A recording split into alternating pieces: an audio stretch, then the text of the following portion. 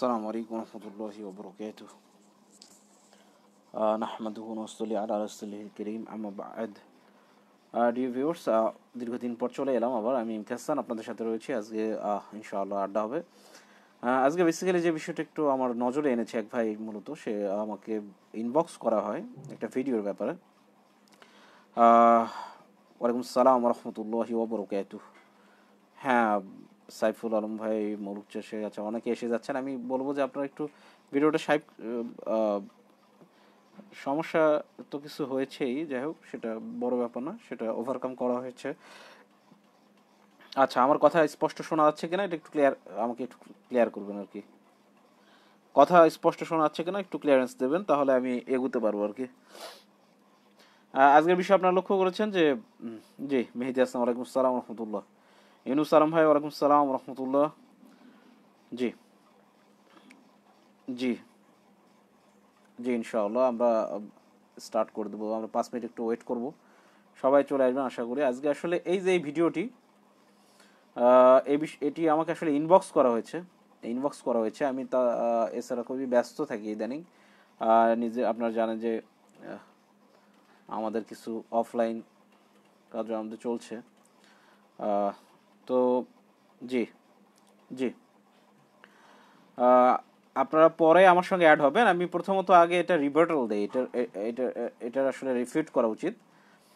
আপনারা সবাই জেনেছেন ইতিমধ্যেই যে নাস্তিক আসিফ মহিউদ্দিন এবং নাস্তিক নিষিক্ত, তারা মূলত একটা ডিসকাশন হয়েছিল তাদের মধ্যে, একটা আলোচনা বলতে পারেন, যদিও সেটা মূলত বলতে পারেন যে আগে থেকে অ্যারেঞ্জ ছিল। এটা আসলে হয়েছে যেটা আপনারা জানেন যে তারা ওভার স্মার্ট নিজেদেরকে মনে করে থাকে, বাট আসলে তারা নিজেরাও জানে যে তারা আসলে সেই লেভেলে নেই। বর্তমানে যে নাস্তিকদের পায়ের তলা মাটি নিয়ে, এটা তো কিন্তু গোটা বাংলাদেশ সবাই জানে। তো এই জন্য বলবো যে এই ধরনের মানে ব্যাপারগুলো থেকে খুব সাবধান থাকবেন এবং বিষয়গুলোকে নজরে আনার ব্যাপারে সবাইকে বলছি যে বিষয়গুলো সবাই সাবধান থাকবেন। জি, তো প্রথমে যে কথাগুলো বলছিলাম আমি, যে আসলে এই বিষয়গুলোর ক্ষেত্রে প্রথমত একটা বিষয়ে ক্লিয়ার থাকা উচিত। সেটা হচ্ছে, অনেক ভাইরা আমাকে ইনবক্স করেছেন এই ভিডিওটি, মূলত ইনবক্স করতে যে তারা বেশ কিছু প্রশ্ন করেছেন আমাকে। তো প্রশ্নগুলো আসলে খুবই সিলি, এতটাই সিলি কোশ্চেন যেগুলো আসলে আপনারাও নিজেরাও একটু চিন্তা করলে জিনিসগুলোর আনসার কিন্তু পেয়ে যাবেন। এমন না যে আপনাকে খুব বেশি মানে হেভি ওয়েট কোনো নলেজেবল পার্সন হতে হবে, সেরকম না। ওয়ালাইকুম সালাম মুলুক চাঁদ মুজিব ভাই, জি ওয়ালাইকুম সালাম। জি, তো সবার অনুমতি নিয়ে এগুচ্ছি। তো আপনারা লক্ষ্য করেছেন যে এই যে ভিডিওটি, বিশেষ করে আসিফ মহিউদ্দিন এবং নাস্তিক নিষিক্ত, যিনি অলরেডি প্রমাণিত হয়ে গেছেন, আপনারা জানেন যে তার আসল খোলস ছেড়ে সে বেরিয়ে এসছে। একটু লেট হয়েছিল। আমার সঙ্গে তার যে লাস্ট কথা হয়েছিল একটি ভিডিওতে, সে আমার লাইভে এসেছিল, আপনারা জানেন। তো সেখানে এসে সে কিন্তু একটা প্রতিজ্ঞা করেছিল যে সে নিরপেক্ষতা বজায় রাখবে। কিন্তু আসলে একটা ব্যাপার কি, আপনি লক্ষ্য করবেন যে যারা নাস্তিক বা যে ইসলাম বিদ্বেষী যারা, এরা একটা পর্যায়ে এসে তাদের খোলস ছেড়ে আস্তেই করে নিজের চেহারাটা দেখিয়ে দেয়। এবং এরা যে কাজটা করেছে, আসলে নাস্তিকদের যে বর্তমান প্ল্যানগুলো, বিভিন্নমুখী প্ল্যান তাদের। কেউ ডিরেক্ট নাস্তিক সেজে, যেমন আসিফ মহিউদ্দিনের মতো লোকজন, এরা মূলত ক্রিশ্চিয়ান মিশনারিজ, তারা নাস্তিকতার সাইনবোর্ড সামনে টাঙ্গিয়ে কাজ করে যাচ্ছেন। পাশাপাশি অন্যরাও কিন্তু সেম, তাদের মতো দেখবেন যে কেউ হয়তো ভাই আমাদের হিন্দু ভাই, কেউ ক্রিশ্চিয়ান, এরাই রয়েছেন, এরাই মূলত এই কাজগুলো করে যাচ্ছেন। তো তাদের প্রতি শ্রদ্ধা রেখে বলছি, আপনাদেরকে আসলে যে মতবাদে আপনার বিশ্বাসী সেটা সরাসরি বলা উচিত এবং সেটা প্রচার করা উচিত, সামনে সাইনবোর্ড টাঙ্গিয়ে কোনো কিছু করা উচিত না। আচ্ছা, সেকেন্ড একটা জিনিস বলি, যে বিষয়ে বলতে যাচ্ছিলাম আমি, সেটা হলো যে এই কথোপকথন, এখানে কিন্তু এই কথোপকথনটা যে কেউ যদি আপনারা খুব মনোযোগ দিয়ে দেখেন, তাহলে স্পষ্টতই বোঝা যাচ্ছে যে এটা একটা সিনেমা ছিল। জাস্ট লাইক মুভি ডিরেকশন দিয়ে থাকে আগে থেকে, প্রি ডিটারমাইন্ড এবং প্রি ডিরেক্টেড অ্যাকচুয়ালি বলতে পারি। তো সেটাই ঘটেছিল। এবং এটাতে মূলত আপনি জানেন যে যিনি এই কাজটা করেছেন, উনি মূলত যখন একেবারে বুঝতে পেরেছেন যে তিনি মোটামুটি বাঙালিদের, বিশেষ করে যারা বাংলা ভাষাভাষী যারা মুসলিম রয়েছি আমরা বাংলাদেশ তথা কলকাতা বা যেখানে রয়েছেন আমাদের ভাইয়েরা, তাদেরকে তিনি প্রথমে এক্সপোজারে এমন একটা ধারণা দিতে চেয়েছিলেন যে তিনি নিরপেক্ষ, কিন্তু কাল বিলম্ব হতে হতেই আপনারা লক্ষ্য করেছেন যে তিনি তার খোলস ছেড়ে বেরিয়ে এসছে। সেই যে তাদের নাস্তিক ধর্মের যে ফাউন্ডেশন, সেই যে বিবর্তনবাদ, হ্যাঁ, যদিও তাদের যে বিষয়গুলো আসলে ওই বিবর্তনবাদী বিজ্ঞানী থেকে সম্পূর্ণ ডিফারেন্ট, তারা কিছু পার্সেন্টেজ মেনে থাকে, পুরোটা মানলে আবার তাদের ইজ্জত থাকে না।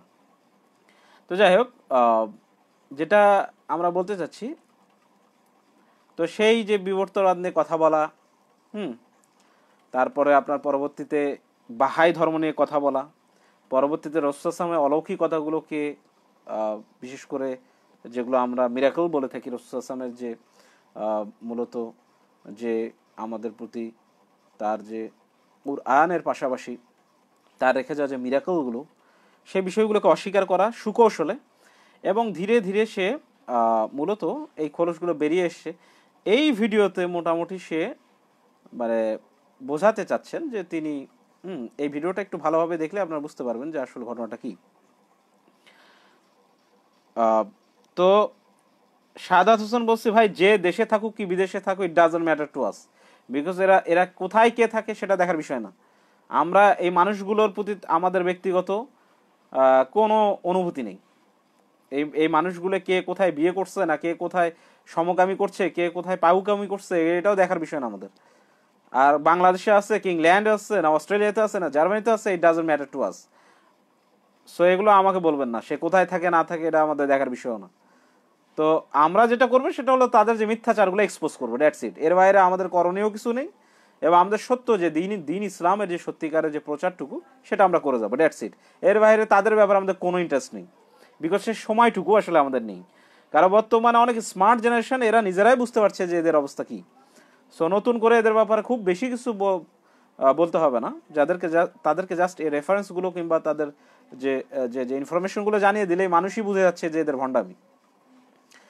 তো আমরা আসলে মূলত সেই বিষয়টাকে এক্সপোজ করার জন্য আজকে এখানে আসা। আপনারা লক্ষ্য করেছেন যে ইতিমধ্যে আপনাদের সামনে এই ভিডিওর যে ক্লিপসটি আমরা এখন শোনাবো, সবাই একটু মনোযোগ দিয়ে শুনবেন ইনশাআল্লাহ। বাইরে কোথাও ফেলতে পারবেন না, এটা হচ্ছে আপনার মানে প্রতিজ্ঞা করতে হবে বা আপনার এই বিষয়ে সম্মত হতে হবে যে আপনারা কখনো প্লাস্টিকের কোনো ময়লা রাস্তাঘাটে বা যেখানে সেখানে ফেলবেন না, নির্দিষ্ট জায়গায় ডাস্টবিনে ফেলবেন। এবং আচ্ছা, প্রথমে তিনি লাইভ শুরু করেন, এবং এটা যে প্রি ডিটারমাইন্ড আপনারা নিজেরাই বুঝে নেবেন। দেখেন, তারা আসলে সবাইকে খুব বেশি মনে করেন যে তারা বোকা, মুসলিমরা মনে হয় এতটাই বোকা। হ্যালো আব্দুল মজিদ ভাই, শুনতে পাচ্ছেন? হ্যাঁ ভাই, শুনতে পাচ্ছি। আচ্ছা, এখানে বলে না ভালো যে আব্দুল মজিদ ইনি কে? Who is Abdul Majid? আব্দুল মজিদ মূলত নিষিক্ত ওরফে আব্দুল মজিদ ফেক আইডি, অবশ্যই তার ফেক আইডি, এবং পাশাপাশি মানে এরকম আরও তাদের 10টি 20টি 50টি পর্যন্ত আইডি থাকে। এবার আপনারা লক্ষ্য করেছেন যে এদের কিন্তু সবার বৈশিষ্ট্যগুলোই একজন নাস্তিকের সংখ্যা বৃদ্ধি পায় তার আইডি দিয়ে, প্র্যাকটিক্যালি কোনোদিনই তাদের সংখ্যা বাড়তে দেখবেন না, শুধু আইডি বাড়ে তাদের, হ্যাঁ, প্র্যাকটিক্যালি বরং সংখ্যা কমতে থাকছে। যার ফলে তারা যে কাজটা করে যাচ্ছে এখন সেটা হচ্ছে আইডি বৃদ্ধির মাধ্যমে নিজেদের সংখ্যা জানিয়ে দেওয়া। তো আব্দুল মজিদধারী এই ব্যক্তি যখন আমার সঙ্গে অ্যাড হয়েছিলেন তখন আমি তাকে কোশ্চেনটা করেছিলাম, আপনারা যদি আমার সঙ্গে নিষিক্তের যদি সেই ডিবেটটা দেখেন, ডিবেট ঠিক না, আলোচনা আমি বলবো, ডিবেটের মতো আসলে সেই সেই মেজাজেও আমি সেদিন ছিলাম না, যদি থাকতাম তাহলে হয়তো বা সেটা খুব অ্যাটাকিং হয়ে যেত। তো যাই হোক, আমি চেষ্টা করেছি যতটা সম্মান দিয়ে কথা বলার। তো সেখানে আপনারা লক্ষ্য করেছেন আব্দুল মজিদ নামধারী যখন এই ব্যক্তি আমার সামনে হাজির হলেন এবং ওনাকে অ্যাড করলাম, তিনি বললেন ভাই আমি নিষিক্ত। ওকে, ঠিক আছে, আমি ক্যারি অন করলাম। দেন আপনারা লক্ষ্য করেছেন যে আমি তাকে প্রথম কোয়েশ্চেন করছিলাম যে আপনি সরাসরি কেন আসলেন না? হ্যাঁ, আপনি কেন সরাসরি আসেন না? আপনারা নাস্তিকরা কেন সরাসরি আসেন না? আপনাকে আব্দুল মজিদ আইডি বানিয়ে এম কে হাসানের কাছে আসতে হবে? আমার এম কে হাসান অফিসিয়াল সবার জন্য উন্মুক্ত।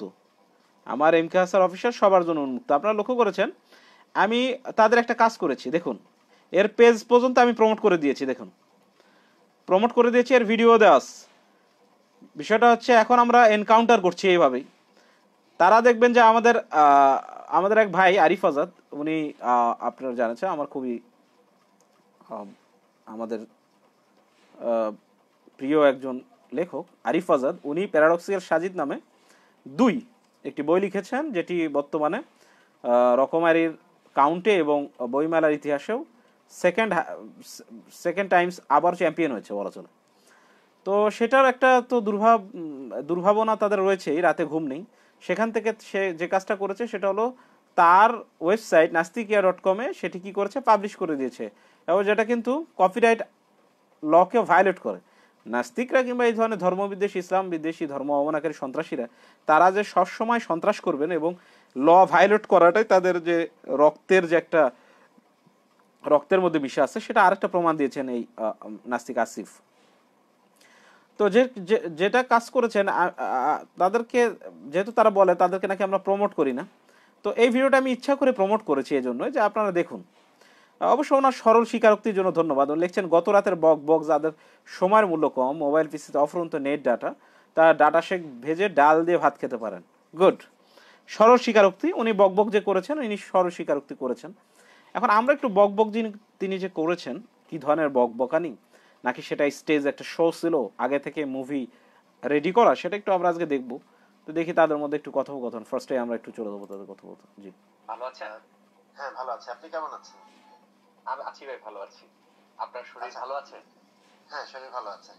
ভাইয়া আপনাকে আমি শুরুতে যে জিনিসটা একটু বলে নিই, আপনার গলাটা আমার খুব চেনা চেনা লাগছে, এবং আপনারা বুঝতে পারছেন যে কি ধরনের মানে বলবো যে একজন মানুষ হিপোক্রেট কিংবা কাপুরুষতা তার রন্ধে যদি উপস্থিত থাকে, তাহলে এই ধরনের কথা চিন্তা করুন। এবং তার বডি গেস্টার দেখুন, পোস্টার দেখুন, তার ভাবটা এমন যে সে আসলে চিনেই না। আমি মুসলিম ভাই সহ সবাইকে বলছি যে এই ধরনের হিপোক্রেটরা যারা এই ধরনের সিনেমা তৈরি করে এসে আপনাদেরকে সিনেমা ডেলিভারি করছে, এবং সবাইকে মনে করছে যে সবাই মনে হয় যে কি বলবো, ছোট বাচ্চা, আমরা কিছুই বুঝি না তাদের এই কথাগুলো। এটা খুবই দুর্ভাগ্যজনক। আসিফ মহিউদ্দিনের মতো এতদিনের পুরাতন প্লেয়ার ফিল্ডে নেমে যদি মনে করে যে মানে সবার কি বলবো, মানে ডেবু ম্যাচ সেদিন, তাহলে তো সেটা ভুল হবে। ভাই আমরাও কিন্তু আজকে মানে হাঁটি পা করে কম দিন হলো না। তো যেটা আপনারা দেখলেন যে কি ধরনের হিপোক্রেসি, যে তাকে আগে সে চেনে না, মানে চেনার ভান, এরকম মানে চেনা মনে হচ্ছে, তো এই যে এই ধরনের হিপোক্রেসি এবং মানুষকে বুঝিয়ে দেওয়া যে আমি আসলে খুব নর্মাল ছিলাম, বাট হ্যাঁ ওরকম মনে হচ্ছে আর কি, কিন্তু পুরোটাই যে প্ল্যান্ড এবং এটা যে আমরা সবাই অলরেডি জেনে ফেলেছি, এটা আর বুঝতে বাকি নেই। এবং এটা খুবই দুর্ভাগ্যজনক যে এতে এসব করে মূলত এরা নিজের হিপোক্রেসি আরো বেশি ফোকাস করছে আমাদের সামনে, এবং এটা নিজেরা এক্সপ্লয়েট করছে। আসুন তারপরে ঘটনাগুলো শুনি। আরেকটা ব্যাপার হচ্ছে যে আমার লাইভে যুক্ত হওয়ার কয়েকটা শর্ত আছে, আপনি যদি অনুগ্রহ করে শর্তগুলো একটু শোনেন আমার খুবই ভালো লাগবে। যদিও ব্যাপারটা হয়তো আপনার জন্য খুবই মানে ভালো বোধ করবেন না আপনি শর্তগুলো শুনতে, যে এই লাইভে যুক্ত হতে আবার শর্ত আছে, কিন্তু আমি শর্তগুলো বলতে চাই কারণ আমার অনেক দর্শক দেখেন, শর্তগুলো বলে দেয়া ভালো। আপনি কি শুনবেন? অবশ্যই যে কোনো শর্তগুলো শোনা উচিত। আচ্ছা, আপনারা লক্ষ্য করছেন যে তাদের সবচাইতে মজার জিনিস সেটা, যেহেতু আমি লয়ের স্টুডেন্ট ছিলাম, লিগ্যাল পার্সোনাল হিসাবে এই বিষয়গুলো আমাদের খুব বোঝা যায়। বিহেভিয়ার সায়েন্স একটা পড়ানো হয়, মানুষের বিহেভ, তার এক্সপোজার দেখলেই কিন্তু বোঝা যায়। দেখুন কি ধরনের স্টুপিড হলে তারা দুজনই আবার কিন্তু দেখেন নিজেরাই নিজেদেরকে এক্সপোজ করছে, তারা হাসির মাধ্যমে। চিন্তা করতে পেরেছেন? তারা নিজেরাও কিন্তু হাসি দিচ্ছে যে ব্যাপারটা আমরা আসলে সাজিয়েছি, পুরোটাই drama, just like a drama. তারা আবার শেখার আবার কন্ডিশন তাকে বলছে, মানে নতুন করে একদম সিনেমাটিক ওয়েতে একটা। যাই হোক আমি এসব আপনি ব্যাপার। প্লাস্টিকের ময়লা এরপর থেকে ভবিষ্যতে কখনো বাইরে যেখানে সেখানে ফেলতে পারবেন না, এবং আপনি আচ্ছা যে আবর্জনা, ময়লা আবর্জনা, এই জিনিসগুলা আপনি কোথাও ফেলতে পারবেন না, শুধুমাত্র নির্দিষ্ট স্থানে যেখানে ডাস্টবিন সেখানে আপনার ফেলতে হবে। বিশেষ করে চুইংগাম, কারণ চুইংগাম হচ্ছে গিয়ে পাখিরা যখন ভুল করে চুইংগামটা খেয়ে ফেলে তাদের গলায় আটকে যায় এবং তারা মারা যায়। আমি অসংখ্য উদাহরণ দেখেছি। তো আপনি কি এই বিষয়ে সম্মত আছেন?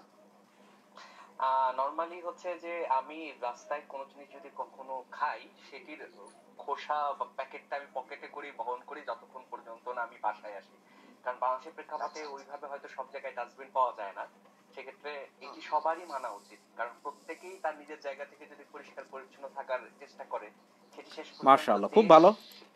And ব্যাপারটা হচ্ছে যে যারা, সরি টু সে, আমি বলার কিছু নেই, যারা পায়ুকামী, সমকামী, বা এই জাতীয় জিনিসগুলোকে যারা সাপোর্ট করে, তাদের কাছ থেকে আমাদেরকে আবার হাইজিন শিখতে হবে। বুঝেন তাহলে এর চাইতে কষ্টের আর কি থাকতে পারে? পায়ুকামী বা সমকামীদের সমর্থক যারা, তাদের কাছ থেকে আমাদেরকে হাইজিন শিখতে হচ্ছে। কি বলবো, আর কিছু বলার নেই আসলে, আমার কোনো ভাষা নেই এদের কাছে আসলে। এর জন্য সেকেন্ড, ভালো ব্যক্তি জীবন পায় চলে আসছে, যত্ন না করবো আমি দিয়ে আসবো।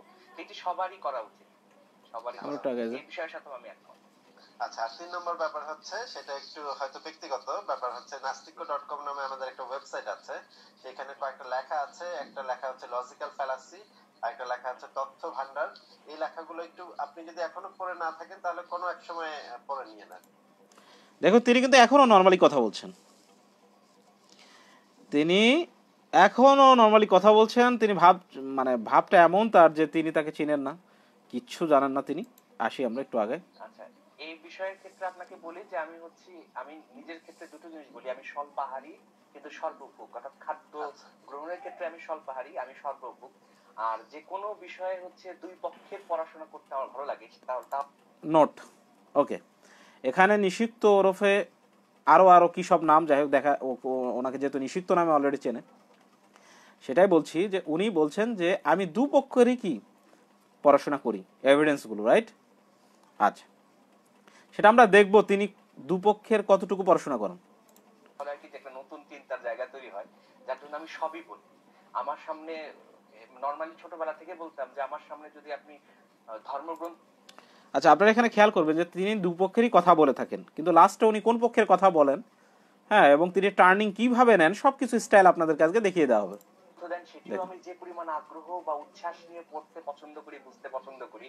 আপনি যদি আমাকে একটা কোনো ম্যাগাজিন দেন, সেটিও ঠিক সমপরিমাণ আগ্রহ উচ্ছ্বাস নিয়ে পড়তে পছন্দ করি। অথবা যখন সদ্য যৌবনে যে কিতাবগুলো আমরা পড়তাম, বা যেগুলো বলে অশ্লীল কিতাব আমরা বা চুটি বই পড়তাম, সেগুলো ঠিক ততখানি আগ্রহ জায়গা থেকে পড়ি। আর আচ্ছা, আপনারা বুঝতেই পারছেন যে তারা সদ্য যৌবন স্টার্ট করেছিল কিভাবে। আপনারা বুঝতে পারছেন তিনি তার নিজের ব্যক্তিগত চরিত্রবোধ এবং নিজের বৈশিষ্ট্য তিনি বুঝিয়ে দিলেন। তার লাইফ স্টার্টটা কিভাবে হয়েছিল এবং কি পছন্দ করতেন সেটি বলে দিচ্ছেন এরাই। আর যাই হোক, সেটা ফ্যাক্ট না, আমরা আসলে আগাবো। পড়া বা জানার ক্ষেত্রে সর্বপক্ষের যে বিষয়টি সেটি আছে। মোটামুটি আপনার যে ওয়েবসাইটের বেশিরভাগ লেখাই হচ্ছে আমার পড়া আছে। হয়তো ব্যস্ততার কারণে কোনো কোনো লেখা নিয়ে বাদ পড়ে যায়, কিন্তু চেষ্টা করি সর্বোচ্চ সবাই যা বলে, শুধু আপনার লেখা না, আমি মিনার ভাইয়ের লেখা পড়ি, যারা যারা ফেসবুকে লাইভ করে সেগুলো পড়ি, এবং প্রতি বছর বাংলাদেশে ধর্মীয় ধারণার জায়গা থেকে যেসব ব্যাখ্যামূলক বইপত্রগুলো আসে সেগুলো আমি পড়ি। আচ্ছা, দ্যাটস গুড। উনি বলেছেন যে আমার আমার খুবই প্রিয় একজন ভাই, মিনার ভাই, মোহাম্মদ মুশফিকুর রহমান মিনার ভাই। ওনার বই মেলায় বই বেরিয়েছে, আপনারা সবাইকে আমন্ত্রণ জানাচ্ছি। ওই বইটি আবারও সবাই কালেক্ট করে নেবেন। অন্ধকার থেকে আলোতে 2, অসাধারণ একটি বই, বইটি কালেক্ট করবেন। আমাদের মুশফিকুর রহমান মিনার ভাইয়ের সঙ্গে তার কিন্তু ডিবেট হয়েছিল, তারপর থেকে তাকে তিনি আর অ্যাড করেন না, এবং মিথ্যাচার করে বলেন তার নাস্তিকিয়া.com নামের মিথ্যাচারমূলক ওয়েবসাইটে নাকি মুসলিমরা একের পর এক হামলা করে থাকেন।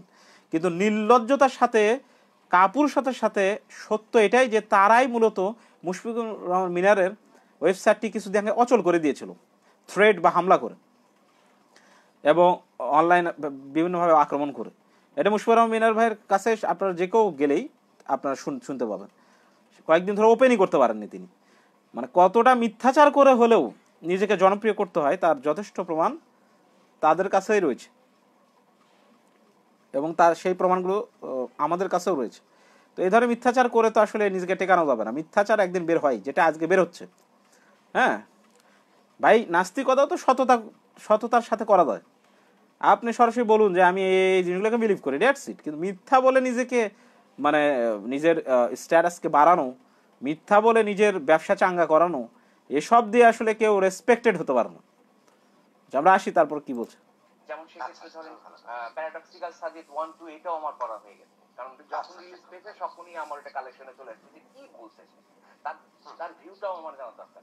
এবং মনে হয় আমি আজকের সাথে আপনার সাথে সংযুক্ত হয়েছি যে এই বিষয়ে, অর্থাৎ মুসলিম ব্যাখ্যাকার যারা বর্তমানে ইসলামকে ব্যাখ্যা করছে বা ইসলাম সমালোচক যারা আপনার মতো ইসলামকে সমালোচনা করছে, তাদের যে ইসলাম বিকাশের টাইম ফ্রেম গুলো উপলব্ধি করতে না পারার জন্য কিছু কিছু মিসকনসেপশন তৈরি হয়, ভুল ব্যাখ্যা। আচ্ছা, আপনারা এখানে লক্ষ্য করেছেন তার স্টাইলটা আমি আপনাদেরকে আজকে শিখিয়ে দিচ্ছি, সে কিভাবে কাজটা করে, সে তার টার্গেট কিভাবে সেট আপ করে। দেখুন, সে কিন্তু বলে এক্ষেত্রে যে পক্ষে বিপক্ষে আমি দুপক্ষেই কথা বলে থাকি, কিন্তু মজার জিনিস হলো ওনার সব সমালোচনা ম্যাক্সিমাম 80% দেখবেন ইসলামকে দিয়ে টার্গেট করে আগে স্টার্ট করেন। যেমন এখনই স্টার্ট করে দিয়েছে অলরেডি। তিনি ইসলামের বিপক্ষে যারা রয়েছে যে নাস্তিক কুল বাইয়ে, তাদেরকে কোনোদিনই দেখলাম না। কয়দিন তিনি তাদের বিরুদ্ধে লাইভ করেছেন, কয়দিন তাদের বিষয়গুলো লাইভ করেছেন দেখি। এবার আপনারা তার নিষিদ্ধ লাইভ এই যে যে যে তার যে পেজ রয়েছে সেখানে ঢুকুন, আই ক্যান চ্যালেঞ্জ ইউ। এখন ঢুকে দেখুন তো যে ইসলামের যে টপিকগুলো রয়েছে, যে টপিকগুলোর কে ধোয়াচ্ছন্ন করতে, সেই টপিকগুলোকে নিয়ে মুসলিমদের মনে সন্দেহ জাগাতে কয়টি লাইভ আছে, আর সেই টপিকগুলোর বিরোধিতা যারা করছে বিশেষ করে নাস্তিক কুল, তাদের বিরুদ্ধে কয়টা লাইভ আছে, তাহলে বুঝতে পারবেন।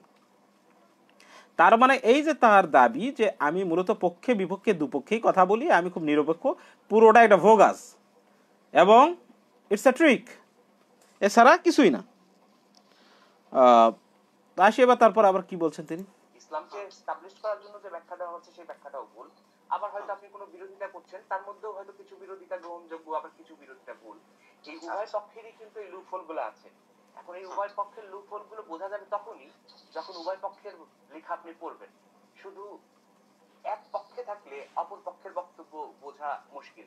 যেমন বিপ্রতীক নামে বাংলাদেশে এই 2018 সালে জুন মাসের দিকে একটি বই বের হয়েছে।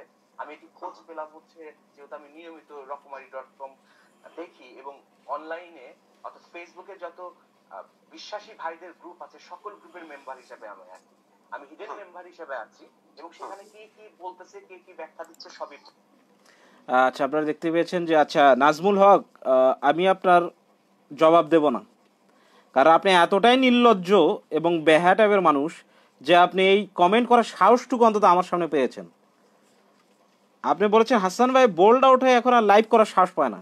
জি না ভাই, আপনাদেরকে ডেকে ডেকে এত বেশি ডাকা হয়ে গিয়েছে যে আপনারা আসলে ওই যে খাটের তলায় কে আমি মহাবীর, খাটের তলায় ঢুকে আসিফ থেকে শুরু করে আপনাদের যে যে যে তথাকথিত খাটের তলার মহাবীর, হ্যাঁ, তারা যদি সেখান থেকে হুঙ্কার দিয়ে থাকে এমকে হাসানের দায় পড়েনি তাদেরকে টেনে এনে লাইভ ডিবেট করানো।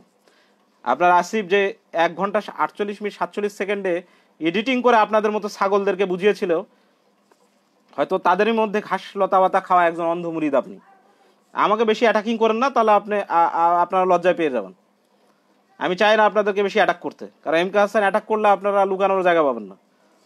ওকে, সো এই যে অথবা আপনি নতুন নাস্তিক, এই 2 দিন আগে মনে হয় নাস্তিক হয়েছেন বাচ্চা ছেলে, আমার এমকে হাসান অফিসিয়ালে ঢুকে আপনাদের যারা ফাদার রয়েছে, আপনাদের ফিলোসফির যে ফাদার যারা বাবা আছে আর কি, তাদের সবগুলোকে কিভাবে একের পর এক বোল্ড আউট না হোয়াইট ওয়াশ করা হয়েছে সেটা একটু দেখে নেন। তো যাই হোক, যেটা বলছি আপনাকে, ওকে থ্যাংক ইউ কিভিয়া, থ্যাংক ইউ। জি, তো যেটা বলছিলাম যে আপনারা লক্ষ্য করেছেন, তো তারা মূলত যে কাজটা করলেন যে তারা বলছেন যে তারা দুপক্ষেই কথা বলেন এবং এই নিষিদ্ধর কথা একটি, তিনি কিন্তু বলেছেন কি আমি দুপক্ষেই কি পড়াশোনা করি, এবং দুপক্ষেই কি জিনিসগুলোকে জাস্টিফাই করি। অথবা আশা করি যে আমরাও কিন্তু সেটা আশা করেছিলাম, কিন্তু আপনারা জানেন যে মধ্যেখানে যখন তাদের বিশেষ করে নিষিদ্ধ তার যে নবী জীবনের যে সিরিজগুলো একের পর এক করতে শুরু করলেন, আপনারা নিজেরাই দেখেছেন এক একটি পর্বের বেশ কিছু জায়গায় লুফল করে সেই জায়গাগুলোকে কিভাবে তিনি মিথ্যাচার করে এবং বিভিন্ন ধোয়াচ্ছন্ন ইনফরমেশন দিয়ে মানুষকে একটা কি বলবো মানে মিথ্যাচার করার পায়তারা করেছেন।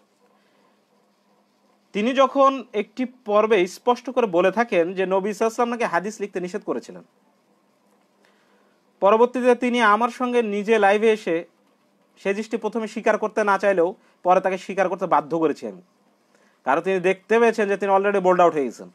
ওই বিষয়ে আর বেশি কথা বললে আমি তাহলে একদম হাদিস শাস্ত্রের যে 1 থেকে 150 জন শুধু তাবেঈদেরই লেখা হাদিসের বই সিরিয়ালি বলতে পারতাম, তখন কিন্তু তার আর মানিজ্য থাকতো না।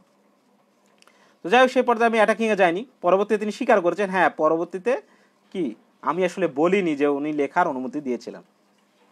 এগুলো একদম এভিডেন্ট, এগুলো এভিডেন্স রয়েছে।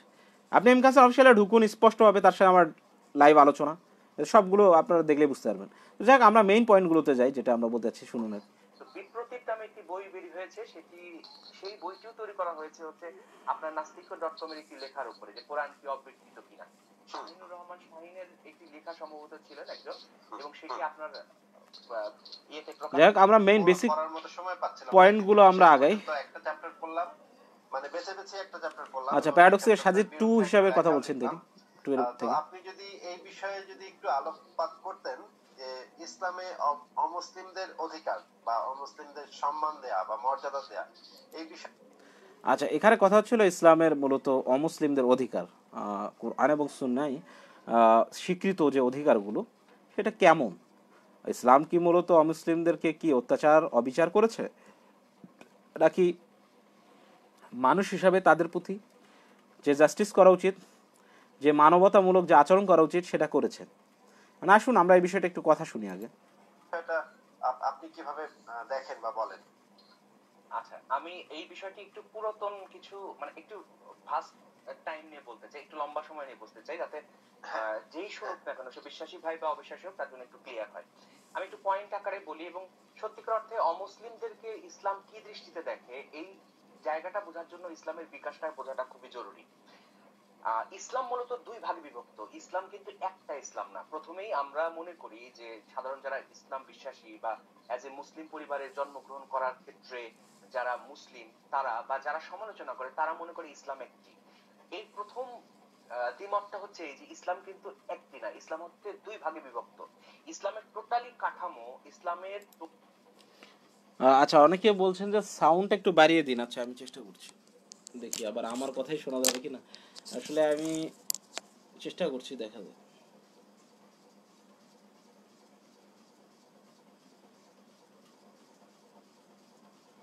টোটালি ধরনটা হচ্ছে 2 জায়গা থেকে উদ্ভব হয়েছে। একটি হচ্ছে মক্কার নৈতিকতাবাদী রূপান্তরকামী ইসলাম, এটা আমি বলি মক্কার নৈতিকতাবাদী রূপান্তরকামী ইসলাম। আচ্ছা, এখন সাউন্ডটা কি ক্লিয়ার? একটু আপনারা বলেন, সাউন্ড কি ক্লিয়ার? এখন সাউন্ড কি ক্লিয়ার নাকি? একটু তাড়াতাড়ি বলেন। হ্যাঁ, সাউন্ড কি ক্লিয়ার নাকি একটু বলেন। সাউন্ড ক্লিয়ার আছে কিনা একটু আপনারা বলেন।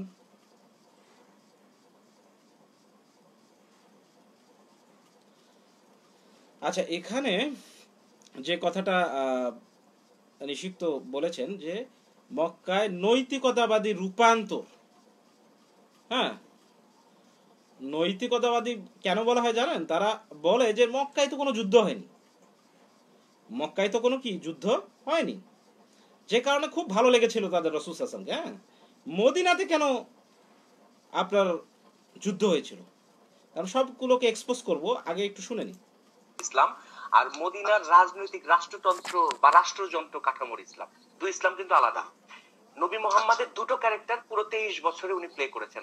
ওনার যে নবীয়ত জীবন তাতে উনি 2টো ক্যারেক্টার প্লে করেছেন। একটি হচ্ছে মক্কার নবী মুহাম্মদ, আর একটি হচ্ছে মদিনার নবী মুহাম্মদ। আচ্ছা, আপনারা অলরেডি মনে বুঝতে পেরেছেন তিনি কোন দিকে যাচ্ছেন। তিনি বলতে যাচ্ছেন যে রাসূল সাল্লাল্লাহু আলাইহি ওয়াসাল্লামের মূলত কি দুটো তার জীবনের 2টো অংশ ছিল, একটা মাক্কি জীবন এবং মাদানী জীবন। এটা প্রুভেন। আসুন আমরা এখন শুনি তিনি আসলে কি বলতে যাচ্ছেন।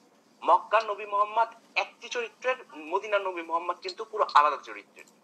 আচ্ছা, আমরা দেখব সত্যি কি রাসূল সাল্লাল্লাহু আলাইহি ওয়াসাল্লাম মক্কায় একরকম চরিত্র আর মদিনায় আরেক চরিত্র ছিল নাকি রাসূল সাল্লাল্লাহু আলাইহি ওয়াসাল্লাম তার চারিত্রিক বোধে প্রথম থেকে সর্বশেষ পর্যন্ত তার যে সততা, তার যে জাস্টিস, তার যে ভালোবাসা বোধ, তার যে আহ, তার যে অলরাউন্ডার একটা মনোভাব, দ্যাট মিনস সর্বক্ষেত্রে তিনি যে একজন চ্যাম্পিয়ন মানুষ ছিলেন, সেটি ছিলেন কিনা তা আমরা প্রমাণ করবো ইনশাআল্লাহ। আমরা যে ইসলাম পাই, অর্থাৎ 23 বছর ধরে যে ইসলাম বিকশিত হয়েছে, নবী মোহাম্মদ 23 বছর ইসলাম প্রচার করেছেন, এই ইসলাম কিন্তু 23 বছরের ইসলাম না। বর্তমানে যে ইসলাম, আচ্ছা, আপনারা শুনতে পেরেছেন খুব মিরাকেলাস একটা কথা, মানে আশ্চর্যজনিত কথা। তিনি বলছেন যে এই যে 23 বছর রাসূল সাল্লাল্লাহু আলাইহি ওয়াসাল্লাম যে যে যে ইসলামকে প্রচার করেছেন, এটা কিন্তু আসলে কি 23 বছরে না। আমরা পালন করি, লালন করি বা মুসলিমরা বিশ্বাস করে, সেই ইসলাম কিন্তু হচ্ছে মাত্র 3 বছরের ইসলাম। আচ্ছা, আপনারা বুঝতে পেরেছেন মনে হয়। তিনি ক্লেম করছেন যে আসলে ইসলাম মূলত কি 3 বছরে, লাস্ট যে 3 ইয়ার্স সেটাই হচ্ছে কি ইসলাম। দ্যাট মিনস লাস্ট 3 ইয়ার্সের মধ্যেই রয়েছে ইসলামের মূল প্রিন্সিপাল। জি, আশা করি বুঝতে পেরেছেন। তো কি বলতে চাচ্ছেন আমরা আসলে পুরোটা শুনি তাহলে বুঝবো। এখনকার সকল ইসলাম হচ্ছে শেষ 3 বছরের, অর্থাৎ 23 বছরের মধ্যে 20 বছর ভুলে যান, শেষ 3 বছর, অষ্টম, নবম, দশম, এই 3 বছরের হচ্ছে শেষ সংস্করণের ফসল হচ্ছে বর্তমানে ইসলাম। আর এর আগের যে 20 বছরের ইসলাম, মক্কা কালীন সময় এবং মদিনার 7 বছর, মক্কার 13 বছর এবং মদিনার 7 বছর, এই 20 বছরের ইসলাম কিন্তু এখন আমরা পালন করি না। এই 20 বছরের ইসলামকে আবার 5টি স্তরে ভাগ করা যায়, সময় ফ্রেম অনুযায়ী ভাগ আছে, এবং এই 5টি স্তরের 20 বছর ইসলামকে 5টি স্তরের 5টি ক্যারেক্টার আছে ইসলামের। চিন্তা চেতনার ক্ষেত্রে 5টি ক্যারেক্টার আছে। যেমন কোন মুসলিমের পক্ষে কিন্তু নবী মোহাম্মদকে পুরো কপি করা সম্ভব না, বা নবী মোহাম্মদের জীবনচরণ ফলো করা সম্ভব না। আচ্ছা, আপনারা মার্ক করেন, তিনি আবারও বলছেন যে কোন মুসলিমের প্রতি নবী সাল্লাল্লাহু আলাইহি ওয়াসাল্লামের পুরো জীবন ও চরিত্রকে কি মার্ক করা বা তাকে ফলো করাটা সম্ভব না। এটা হচ্ছে কার মতে তিনি বলছেন? এটি হচ্ছে আমাদের বিশিষ্ট নবী জীবনীর গবেষণা ব্যস্ত নিষিদ্ধ। আসুন, অনেকে বলেন যে এটি কেমন কথা, একজন মুসলিম তো নবী মোহাম্মদের জীবনী ফলো করতে চায়, কিন্তু সত্যিকার অর্থে এটি সবচেয়ে ভুল কথা। কারণ নবী মোহাম্মদ 63 বছর বেঁচে ছিলেন, বা ইংরেজি হিসাবে 61 বছর বেঁচে ছিলেন। তার যে বেঁচে থাকার যে ইতিহাস আমরা পাই, সেটি কারো পক্ষেই মেনে চলা সম্ভব না। কেন সম্ভব না? একটু যদি আমরা অন্য, আচ্ছা, তিনি বলছেন যে নবী সাল্লাল্লাহু আলাইহি ওয়াসাল্লামের কি পুরো জীবনীটা আসলে কারো পক্ষেই ফলো করা সম্ভব না। কেন সম্ভব না তার রিজনিং গুলো উনি দেখিয়ে দিচ্ছেন। এবার আসুন শুনি। ভাবে চিন্তা করি যে নবী মোহাম্মদ কিন্তু 39 বছর পর্যন্ত নামাজ পড়েননি। নবী ভালো করে আপনারা শুনবেন। তিনি বলছেন নবী সাল্লাল্লাহু আলাইহি ওয়াসাল্লাম কিন্তু 39 বছর পর্যন্ত কি সালাত পড়েননি। ওকে, দেন মোহাম্মদ 39 বছর পর্যন্ত নামাজ পড়েননি। 50-এর আগে 5 ওয়াক্ত নামাজ পড়েননি। আচ্ছা, 50-এর আগে 5 ওয়াক্ত সালাত পড়েননি। ওকে, দেন অর্থাৎ 50 বছরের বয়সের আগে উনি 5 ওয়াক্ত নামাজ পড়েননি। নবী মোহাম্মদ 55 বছর বয়সের আগে পুরো মাস ধরে কোনোদিন রোজা রাখেননি। উনি বলছেন 55 বছর আগে পুরো মাস ধরে তিনি কখনোই কি করেননি? রোজা রাখেননি বা সিয়াম পালন করেননি। ওকে, নবী মোহাম্মদ 58 বছর বয়সের আগে নিজেও হিজাব এবং মাহরামের কোনো প্রথা মানেননি।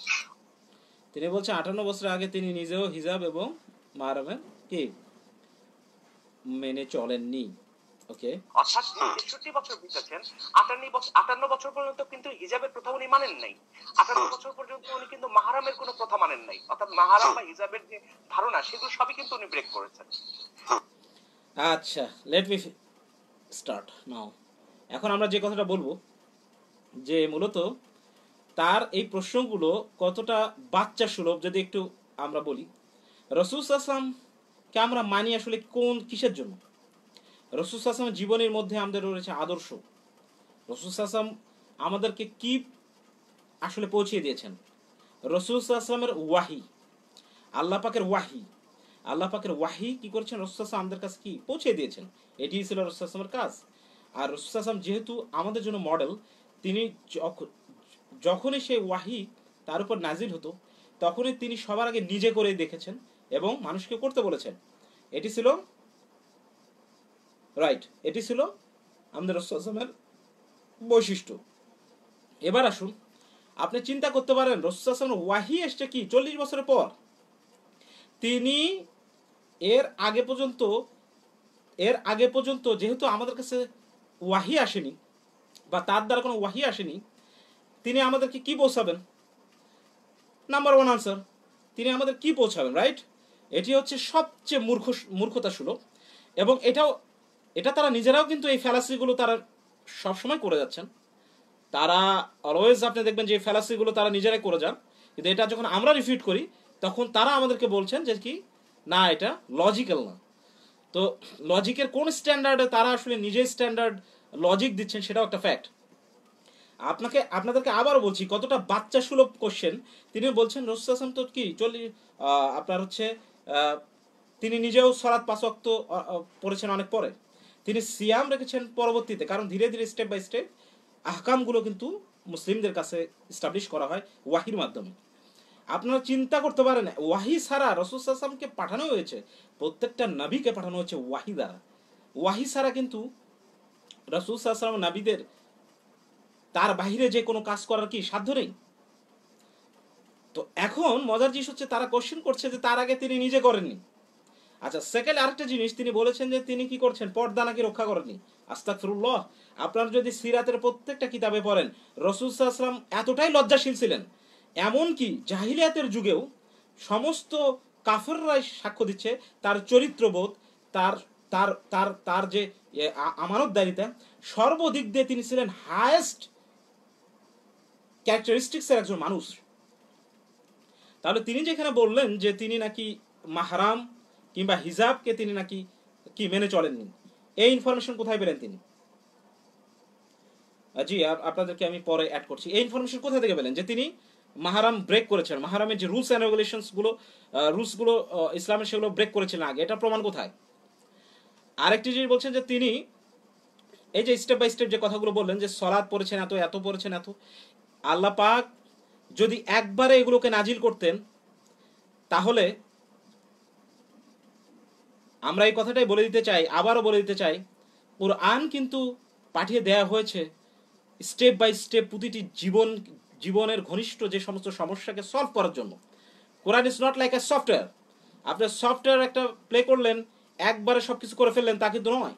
কোরআনিক শিক্ষা হচ্ছে আপনার জীবনে প্রতিটি স্টেপ বাই স্টেপের প্রবলেমগুলোকে সলভ করা এবং হুকুমগুলোকে মানব প্রকৃতির সাথে যেভাবে সেটা যায় সেভাবেই কোরআনিক লগুলোকে এবং সুন্নাহর যে লগুলোকে এস্টাবলিশ করা হয়েছে। যেমন ফর এক্সাম্পল আপনাকে বলি, আপনি একজন সিগারেট খোর বা যে লোকটি নেশাখোর, তাকে আপনি যদি একদিনে বলেন যে তুমি এটা ছেড়ে দাও, তার পক্ষে কিন্তু কি এটা অসম্ভব।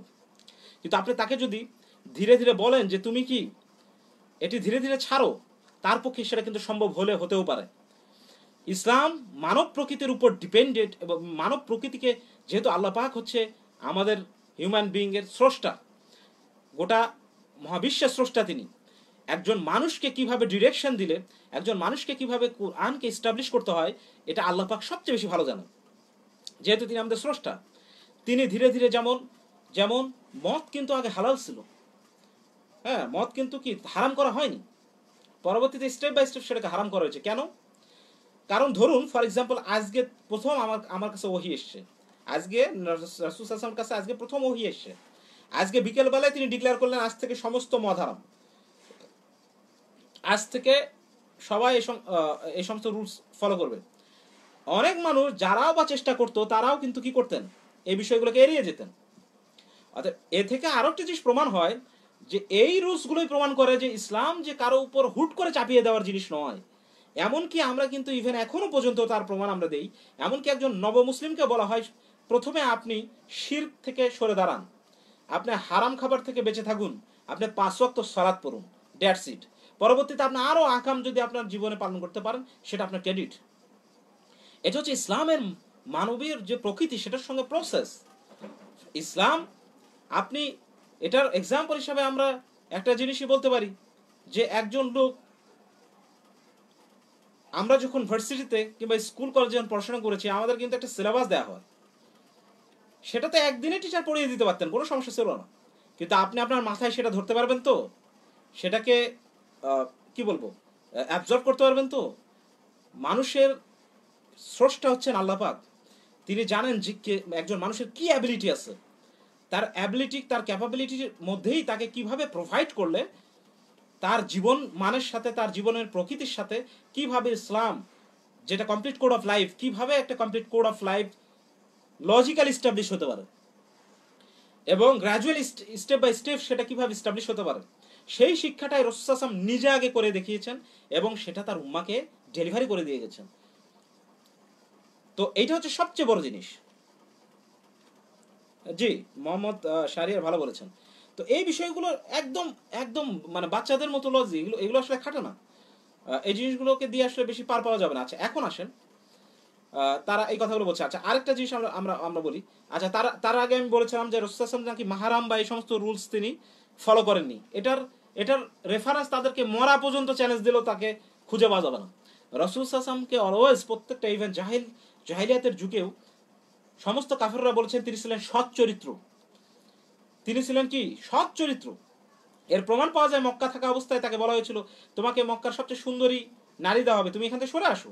তিনি বলছেন আল্লাহি, আমার এক হাতে চাঁদ এক হাতে সূর্য যদি আমাকে কি করা হয় দিয়েও দেওয়া হয়, তবুও আমি আমার সত্যের যে এই যে দাওয়াহ এর থেকে আমি কি পিছুপা হব না। এটি হচ্ছে সততা তার, এটি হলো তার চারিত্রিক বোধ। তো এখন আসুন আমরা তার পরের অংশগুলো আরো দেখি। আচ্ছা অতএব এই যে যে যে এক্সাম্পলগুলো দিলেন উনি, যে সলাৎ পড়েননি, এই যে সিয়াম রাখেননি, এগুলো কেন রাখেননি এবং কিভাবে আল্লাহ পাক ইমপ্লিমেন্ট করেছে আশা করি আপনারা বুঝতে সমর্থ হয়েছেন। এবং কেন স্টেপ বাই স্টেপ এগুলো আনা হয়েছে সেটা আপনাদেরকে বুঝিয়ে দিলাম। এবার আসেন। এমনকি নবী মুহাম্মদের যারা অনুসারী সাহাবীরা তারাও নবী মুহাম্মদের 59 বছর পর্যন্ত পর্যাপ্ত পরিমাণে মদ পান করতেন। অর্থাৎ মদ পান কমন ফেনোমেনা ছিল। উনি বলেছেন যে আচ্ছা মদ পানের বিষয়টা তো বলেছি।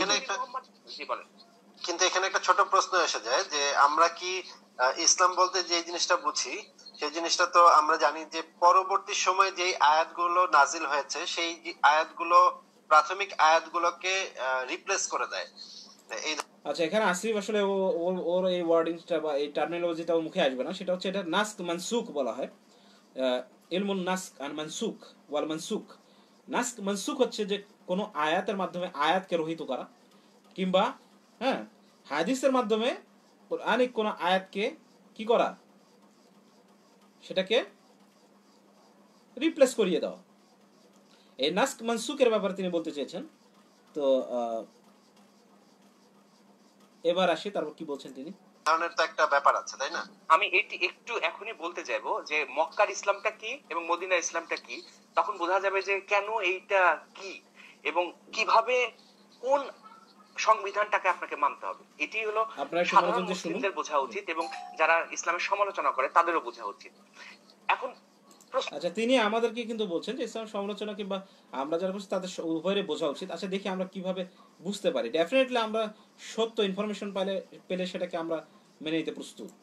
তুলতেই পারি আমরা যে আমি কি তাহলে 59 বছর বয়স পর্যন্ত মদ পান করতে পারি, বা আমি কি 55 বছর বয়স পর্যন্ত রোজা না রেখে থাকতে পারি, বা আমি কি। দেখুন তার প্রশ্নের কোয়ালিটি দেখুন। তিনি ইসলাম যে মুহূর্তে ইসলাম চলে এসছে, ইসলাম যে মুহূর্তে ওয়াহি চলে এসছে, যখন যে রুলসগুলো চলে এসছে সেটা কি করেছেন ইসলাম, সেটাকে কি করেছেন একদম প্রহিবিটেড করে দিয়েছেন। এবং একজন মানুষ সেটি নিবে এবং এর প্রমাণ পাওয়া যায় সাহাবীদের নিজের জীবনের মধ্যে, যে আমরা জাহেল ছিলাম, আমরা জাহেলিয়াতে ডুবেছিলাম। যখন থেকে আমরা রাসূল সাল্লাল্লাহু আলাইহি ওয়াসাল্লামের কাছে এসেছি আমরা কি করেছি, আমাদের জাহিলিয়াতকে কি লাথি মেরে দিয়ে চলে এসেছি। তাহলে যে মুহূর্ত থেকে বলা হয়েছে যে মদ পান হারাম, সাথে সাথে কি হারাম। আচ্ছা এবং আরেকটা জিনিস মনে রাখবেন, সুন্নাহর কিন্তু মূল যে আমাদের স্ট্যান্ডার্ড তিনি হচ্ছে রাসূল সাল্লাল্লাহু আলাইহি ওয়াসাল্লাম। রাসূল সাল্লাল্লাহু আলাইহি ওয়াসাল্লাম কখনোই মদ পান করেছে এর পক্ষে কোনো কি রেফারেন্স কিয়ামত পর্যন্ত কেউ দিতে পারবেন না। এমনকি সাহাবীদের মধ্যে ভুল ত্রুটি যে পাওয়া যায়নি তা নয়, তাদের মধ্যে মানবীয় ভুল ছিল। এই কারণে বলা হয়েছে আল্লাহ রসুল সাল্লাল্লাহু আলাইহি সাল্লামের যে বৈশিষ্ট্য সেটি হচ্ছে আমাদের কাছে কি স্ট্যান্ডার্ড। আশা করি বুঝতে পেরেছেন। এরপর আমরা আসি। 39 বছর পর্যন্ত নামাজ না পড়ে থাকতে পারি, বা আমি 58 বছর বয়স পর্যন্ত হিজাব বা মাহরামের প্রথা না মানলেও থাকতে পারি। তার মানে আমরা কিন্তু নবী মুহাম্মদের পুরো দেখুন যে মুহূর্তে ওয়াহি এসেছে, যে মুহূর্তে ওয়াহি চলে এসেছে, তখন রাসূল সাল্লাল্লাহু আলাইহি ওয়াসাল্লামের জীবন আদর্শ সেটাই আমাদের জন্য ফিক্স অ্যান্ড ফাইনাল হয়ে যায়। ইসলাম এসেছে, কোরআন এসেছে কিন্তু জাহিলিয়াতকে ডিলিট করে দেওয়ার জন্য। ইসলাম যে মুহূর্তে এসছে তখন অন্ধকারকে মাইনাস করে দিয়ে আলোর পথের যাত্রাকে কি শুরু করার জন্যই আমরা কি ইসলাম এসছে, কোরআন এসছে। সে কত বড় একটি মানে কি ধরনের জাহেল হলে এই ধরনের কথা বলতে পারে? তাহলে কি আগের ওই পর্যন্ত আমরা কি ওইটিকে অনুসরণ করতে পারি না? আমরা তাহলে কি, যেহেতু সাহাবীরা আগে মদ খেতেন, তাহলে ওই বয়স পর্যন্ত আমরা কি মদ খাবো কিনা? আপনারা বুঝতে পারছেন কি ধরনের মানে কথার মধ্যে তাদের মিথ্যাচার এবং তাদের একঘেয়েমি। এবার আসুন আবার শুনি। জীবনকে অনুসরণ করতে পারি না, কারণ নবী মোহাম্মদ 58 বছর পর্যন্ত তার যে ধর্মমতের যে ধারণার এখনকার বহিঃপ্রকাশ সেটি কিন্তু পরিপূর্ণতা লাভ করেনি। শেষ সময়ে এসে মদিনার শেষ 4 বছরে, আরো যদি সংক্ষিপ্ত আকারে বলি, শেষ 3 বছরে নবী মোহাম্মদ যে রুলস রেগুলেশন গুলো দিয়েছেন সেটি হচ্ছে বর্তমানের ইসলাম, এবং সেই ইসলামই হচ্ছে আমরা পালন করছি। তার মানে পুরো নবী মোহাম্মদের জীবনকে কিন্তু আমাদের পক্ষে কখনোই মেনে চলা সম্ভব না। এখন একটু আগে যে কথাটা বললেন যে, আচ্ছা, এখানে তিনি বলছেন যে পুরো নবী মুহাম্মদ সাল্লাল্লাহু আলাইহি ওয়াসাল্লামের জীবনে কি কখনোই মেনে চলা সম্ভব নয়। আল্লাহ পাক নিজেই এই বিষয়গুলো আমাদের বান্দাদের জন্য সহজ করে দিয়েছেন। আল্লাহ বলেছেন যে একজন মানুষ সর্বোচ্চ চেষ্টা করবে, সে তার চেষ্টার প্রতিফল পাবে। কিন্তু স্ট্যান্ডার্ড হচ্ছে রাসূল সাল্লাল্লাহু আলাইহি ওয়াসাল্লাম। আপনার সামনে স্ট্যান্ডার্ড থাকবে। একজন মানুষ সর্বোচ্চ চেষ্টা করবে, এটি হচ্ছে ইসলামের সবচেয়ে বড় কি ডিরেকশন। বান্দার প্রতি আল্লাহ পাকের সর্বোচ্চ ডিরেকশন এটি, বান্দা সর্বোচ্চ চেষ্টা করবেন। এই যে মদিনা কালীন যে আয়াত এবং মক্কা কালীন যে আয়াত, এর যে পার্থক্যগুলো কি? এই কথা ঠিক যে মক্কার যত আয়াত প্রকাশ হয়েছে, আমি বলেছি যে মক্কার কোরআনের আয়াত হচ্ছে নৈতিকতাবাদী রূপান্তরকামী ইসলামের, অর্থাৎ মক্কায় যে কোরআনের আয়াতগুলো আসছে সেগুলো। আচ্ছা, আপনারা খেয়াল করছেন বারবার তিনি বলছেন মক্কার যে আয়াতগুলো নৈতিকতাবাদী রূপান্তরকামী আয়াত। এটা একমাত্র বুঝবেন এটা কেন, কারণ মক্কায় কিন্তু যুদ্ধ হয়নি। তো এই যুদ্ধের কারণে রাসূল সাল্লাল্লাহু আলাইহি ওয়াসাল্লাম কি হয়েছেন? তাদের চোখে সন্ত্রাসী হয়ে গেছে। আচ্ছা আসুন দেখি। সেগুলোর শ্রোতা ছিল বা সেগুলোর ক্ষেত্র ছিল হচ্ছে শুধুমাত্র মক্কার কুরাইশরা এবং মক্কাতে আসা ভিনদেশী, ইয়ামেন থেকে আসা, ইথিওপিয়া থেকে আসা বা আরবের অন্য অন্য জায়গা থেকে আসা দাসদাসীরা, এরাই ছিল হচ্ছে নবী মোহাম্মদের মূল ক্ষেত্র। এখানে নবী মোহাম্মদ কিন্তু একটা সীমাবদ্ধ জায়গায় ছিলেন, এবং নবী মোহাম্মদ তার নবীয়তের 23 বছরের মধ্যে এই কথাটা পুরোপুরি সত্য নয় যে বেশিরভাগই দাসদাসী ছিল। বিলাল রাদিয়াল্লাহু আনহু, হ্যাঁ, কিংবা আম্মার ইবনে ইয়াসিরের বাবা বা যারা 2-4 জন ছাড়া ম্যাক্সিমামই সেখানে কি জাহেলিয়াতের যুগে অবস্থানকারী কিন্তু মক্কাবাসী অনেকে ছিল। বেশিরভাগই দাসদাসী। এর রেফারেন্স যেন নিষিক্ত পরবর্তীতে দেয় আমাদেরকে, আমরা একটু দেখতে চাই। 13 বছর, অর্থাৎ নবীয়তকালীন সময়ে 13 বছর পর্যন্ত উনি জানতেন না যে উনি পুরো আরবের জন্য নবী হয়েছেন। উনি নিজেও জানতেন যে উনি শুধু মক্কার জন্য নবী হয়েছেন। দেখবেন সূরা আনামের 6 নম্বর সূরার 92 নম্বর আয়াতে বলা হয়েছে যে এই কিতাব বা এই কুরআন কল্যাণময় করে অবতীর্ণ করেছি, যা এর পূর্বেকার কিতাবের সমর্থক এবং যা দিয়ে তুমি মক্কা ও এর পার্শ্ববর্তী লোকদের সতর্ক। অর্থাৎ নবী মুহাম্মদও মনে করেছিলেন যে এই মক্কার পরিবেশ বা মক্কার ধর্মমতের যে অবস্থা, এটা পরিবর্তন করার জন্যই তিনি এসেছেন। রাইট, এক্সেলেন্ট পয়েন্ট নিষিদ্ধ, থ্যাংক ইউ সো মাচ। এই একটি পয়েন্টে নিষিদ্ধ শেষ, এখানে সে উড়ে চলে যায়। কেন উড়ে যায়? সে দেখেন তার যে নবী জীবনের সম্পর্কে তার পড়াশোনা এবং কুরআন সম্পর্কে তার যে কত বড় রিসার্চ, হাই মানে রিসার্চে সে বাংলাদেশে ফার্স্ট টাইম সবকিছুকে কি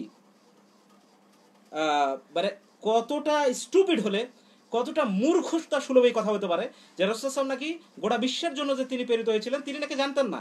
এবং আমি আবার আপনাদের রিক্যাপ করে শোনাচ্ছি, এরপর আর কোনো কিছু শুনতে হবে না, আপনারা ভালো করে শুনেন। মদিনা কালীন যে আয়াত এবং মক্কা কালীন যে আয়াত, এর যে পার্থক্যগুলো কি? এই কথা ঠিক যে মক্কার যত আয়াত প্রকাশ হয়েছে, আমি বলেছি যে মক্কার কোরআনের আয়াত হচ্ছে নৈতিকতাবাদী রূপান্তরকামী ইসলামের, অর্থাৎ মক্কায় যে কোরআনের আয়াতগুলো আসছে সেগুলোর শ্রোতা ছিল বা সেগুলোর ক্ষেত্র ছিল হচ্ছে শুধুমাত্র মক্কার কুরাইশরা এবং মক্কাতে আসা ভিনদেশী, ইয়ামেন থেকে আসা, ইথিওপিয়া থেকে আসা বা আরবের অন্য অন্য জায়গা থেকে আসা দাসদাসীরা, এরাই ছিল হচ্ছে নবী মুহাম্মদের মূল ক্ষেত্র।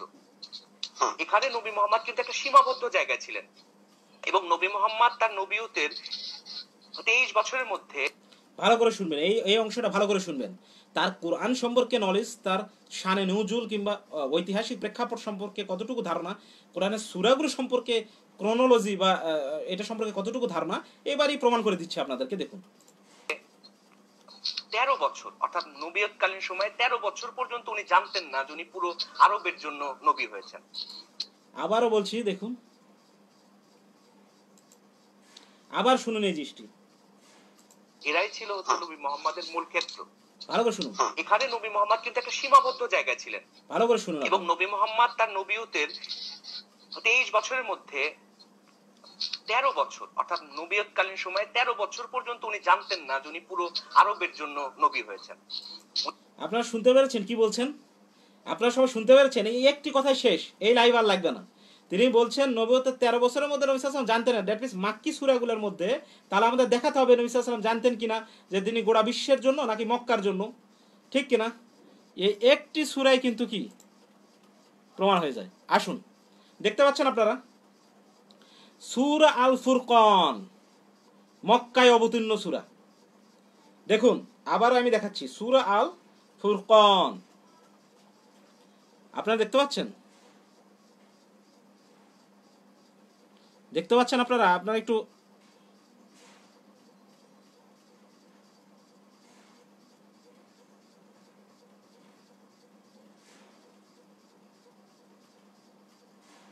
আপনারা কি দেখতে পাচ্ছেন? আমাকে একটু বলুন, কারণ এটা মোস্ট ইম্পর্টেন্ট। এই অংশটা কি দেখতে পাচ্ছেন? সূরা ফুরকান, মক্কায় অবতীর্ণ। দেখুন আর কিচ্ছু লাগবে না, কিচ্ছু লাগবে না, এখানেই শেষ। আপনি দেখুন সূরাতুল ফুরকান,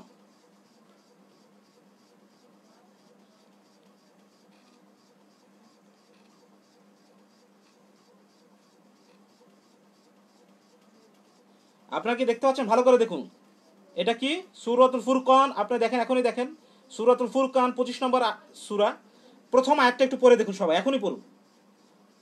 আউযু বিল্লাহি মিনাশ শাইতানির রাজীম, বিসমিল্লাহির রহমানির রহিম, তাবারাকাল্লাযী নাযালাল ফুরকানা আলা আবদিহি লিয়াকুনা লিল আলামিনা নাযীরা। তিনি কি বলছে দেখুন, তাবারাকাল্লাযী নাযালাল ফুরকানা, তিনি কি বলছে? তিনি বরকতময় যিনি তার বান্দার উপর ফুরকান নাজিল করেছেন।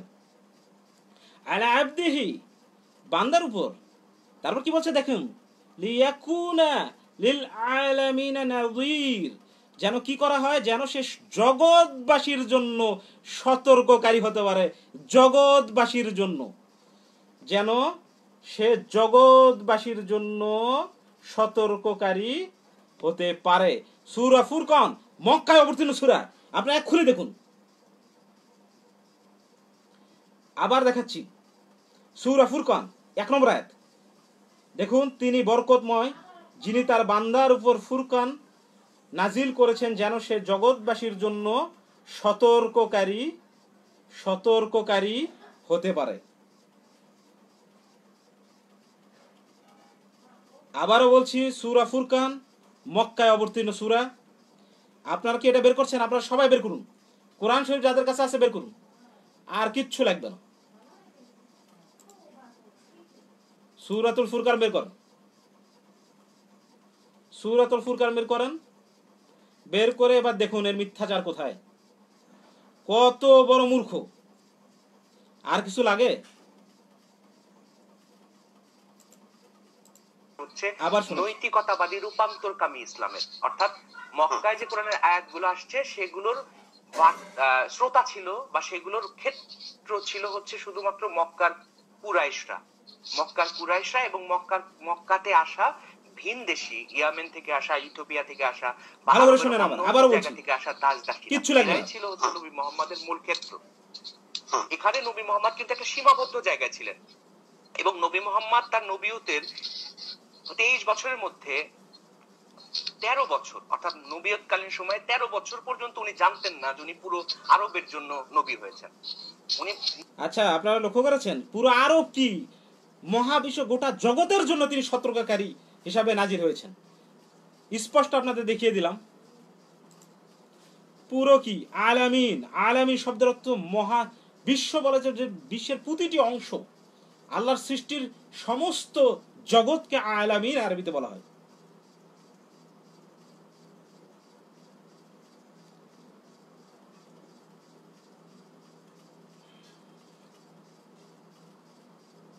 আপনারা বুঝতে পেরেছেন? ক্লিয়ার আয়াত। আমি বাংলাটা বলছি, তিনি বরকতময় যিনি তার বান্দার উপর ফুরকান নাজিল করেছেন। ফুরকান নাজিল কার উপর করেছেন? বান্দার উপর। বান্দাকে রাসূল সাল্লাল্লাহু আলাইহি ওয়াসাল্লামের উপর। এবার সেটার পরের অংশ বলা হয়েছে কার উপর? যেন সে জগৎবাসীর জন্য সতর্ককারী হতে পারে। এর চাইতে ক্লিয়ার কাট কোন সূরা কিংবা আয়াত এরপর আর কোনো কিছু বলার নেই। মানে ন্যূনতম কমন সেন্স থাকলে যে কেউ বুঝে নেবে। আবার আমি দেখিয়ে দিচ্ছি তার লুপহোলটা কিভাবে প্লে করে।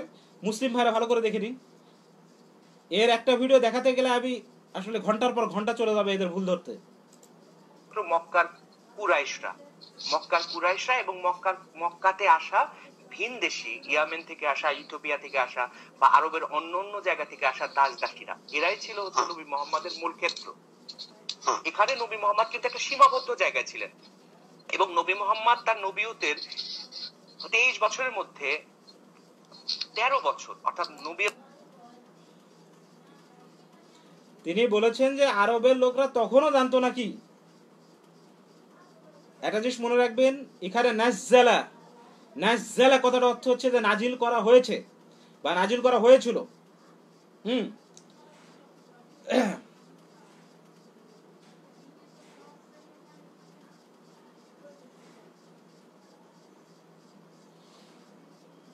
আবার আমি দেখাচ্ছি। তো নাজিল করা হয়েছে কার উপর? রাসূল সাল্লাল্লাহু আলাইহি ওয়াসাল্লামের উপর, ঠিক না? গোটা বিশ্বকে সতর্ককারী কেন? কারণ গোটা বিশ্বের জন্য তিনি কি এই কোরআনটা নাজিল হয়েছিল, গোটা বিশ্বকে সতর্ককারীর জন্য তিনি এসেছিলেন। ইনি স্পষ্ট বলছেন উনি মক্কার লোকরা ছাড়া কি অন্যদেরকে তিনি জানতেনই না, ঠিক কিনা? আবার আমি পড়ে শোনাচ্ছি, আবার শোনাচ্ছি, আপনারা শোনেন। কালীন সময়ে 13 বছর পর্যন্ত উনি জানতেন না যে উনি পুরো আরবের জন্য নবী হয়েছেন। উনি নিজেও জানতেন যে উনি শুধু মক্কার জন্য নবী হয়েছেন। দেখবেন সূরা আনামের 6 নম্বর সূরার 92 নম্বর আয়াতে বলা। আচ্ছা, সতর্ককারীকে আল্লাহ রাসূল সাল্লাল্লাহু আলাইহি ওয়াসাল্লাম নিজেই বলেছেন যে তাকে পাঠানো হয়েছে যেন তিনি মানুষকে সতর্ক করেন। তাহলে রাসূল সাল্লাল্লাহু আলাইহি ওয়াসাল্লাম কি রাসূলুল্লাহ। সূরা ফাতহের সবার শেষে লাইনের আয়াতটা দেখবেন, মুহাম্মাদুর রাসূলুল্লাহ,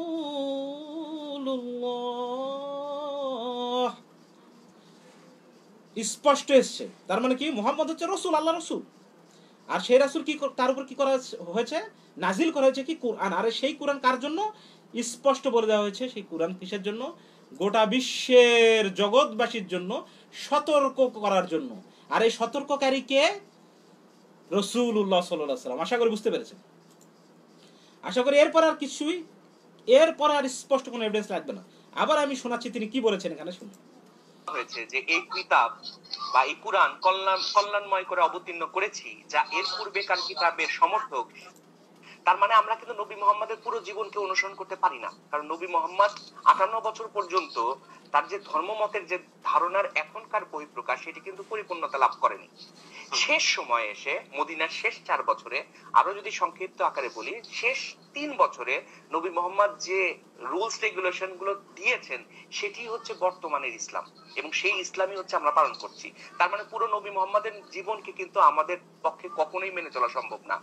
এখন একটু আগে যে কথাটা বললেন যে আল্লাহ পাক পুরো নবী মুহাম্মদ সাল্লাল্লাহু আলাইহি ওয়াসাল্লামের জীবনকে অনুসরণ করতে হবে, এটা কোথায় বলেছেন?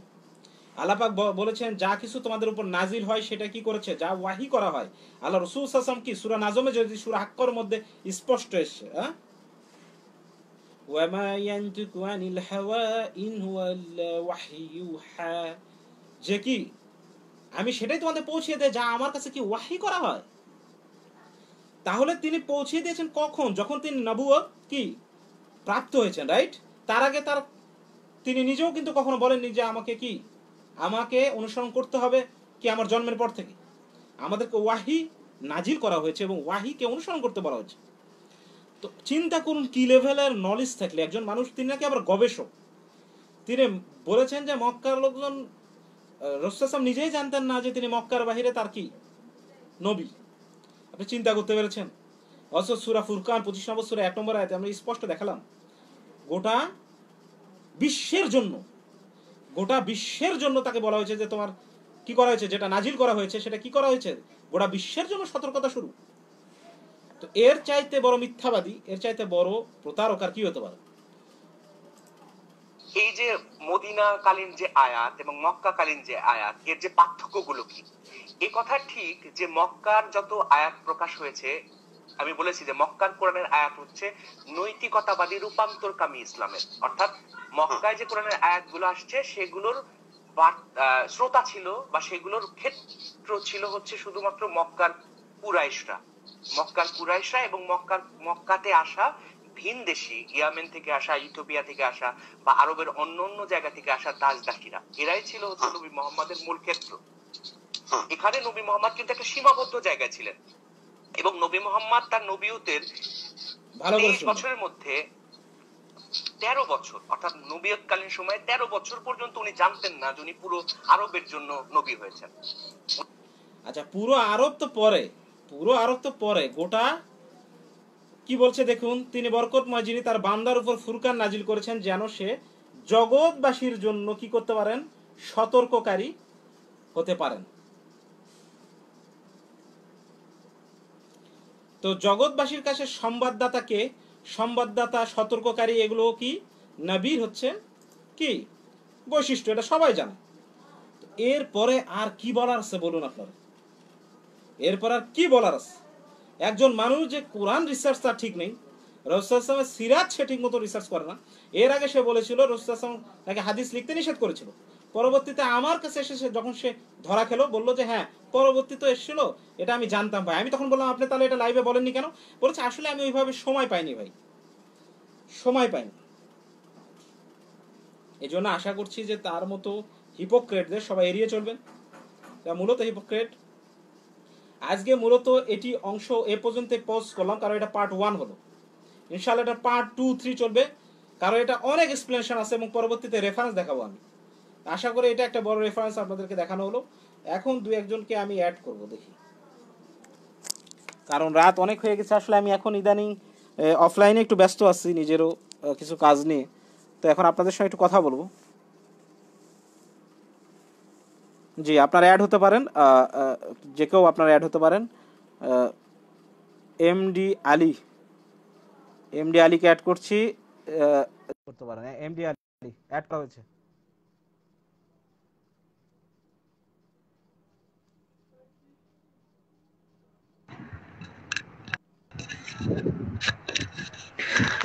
আসসালামু আলাইকুম রাহমাতুল্লাহ।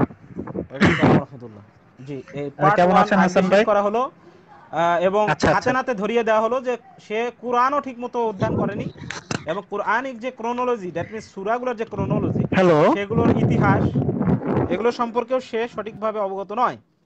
তো এই বিষয়ে এমডি আলী, জি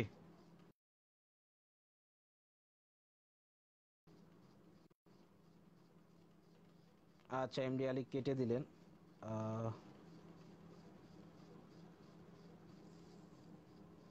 আচ্ছা, যারা যারা অ্যাড একটু তাড়াতাড়ি কানেক্ট হবেন, কারণ কিছুক্ষণের মধ্যে শেষ করে দেবো। এটার পার্ট 2, 3 খুব তাড়াতাড়ি করে ফেলবো ইনশাআল্লাহ। জি আচ্ছা, রেজা মোহাম্মদ মল্লিক অ্যাড করছি। হ্যাঁ, রেজা মোহাম্মদ মল্লিক আপনাকে অ্যাড করেছে, আপনি কানেক্ট হতে পারেন।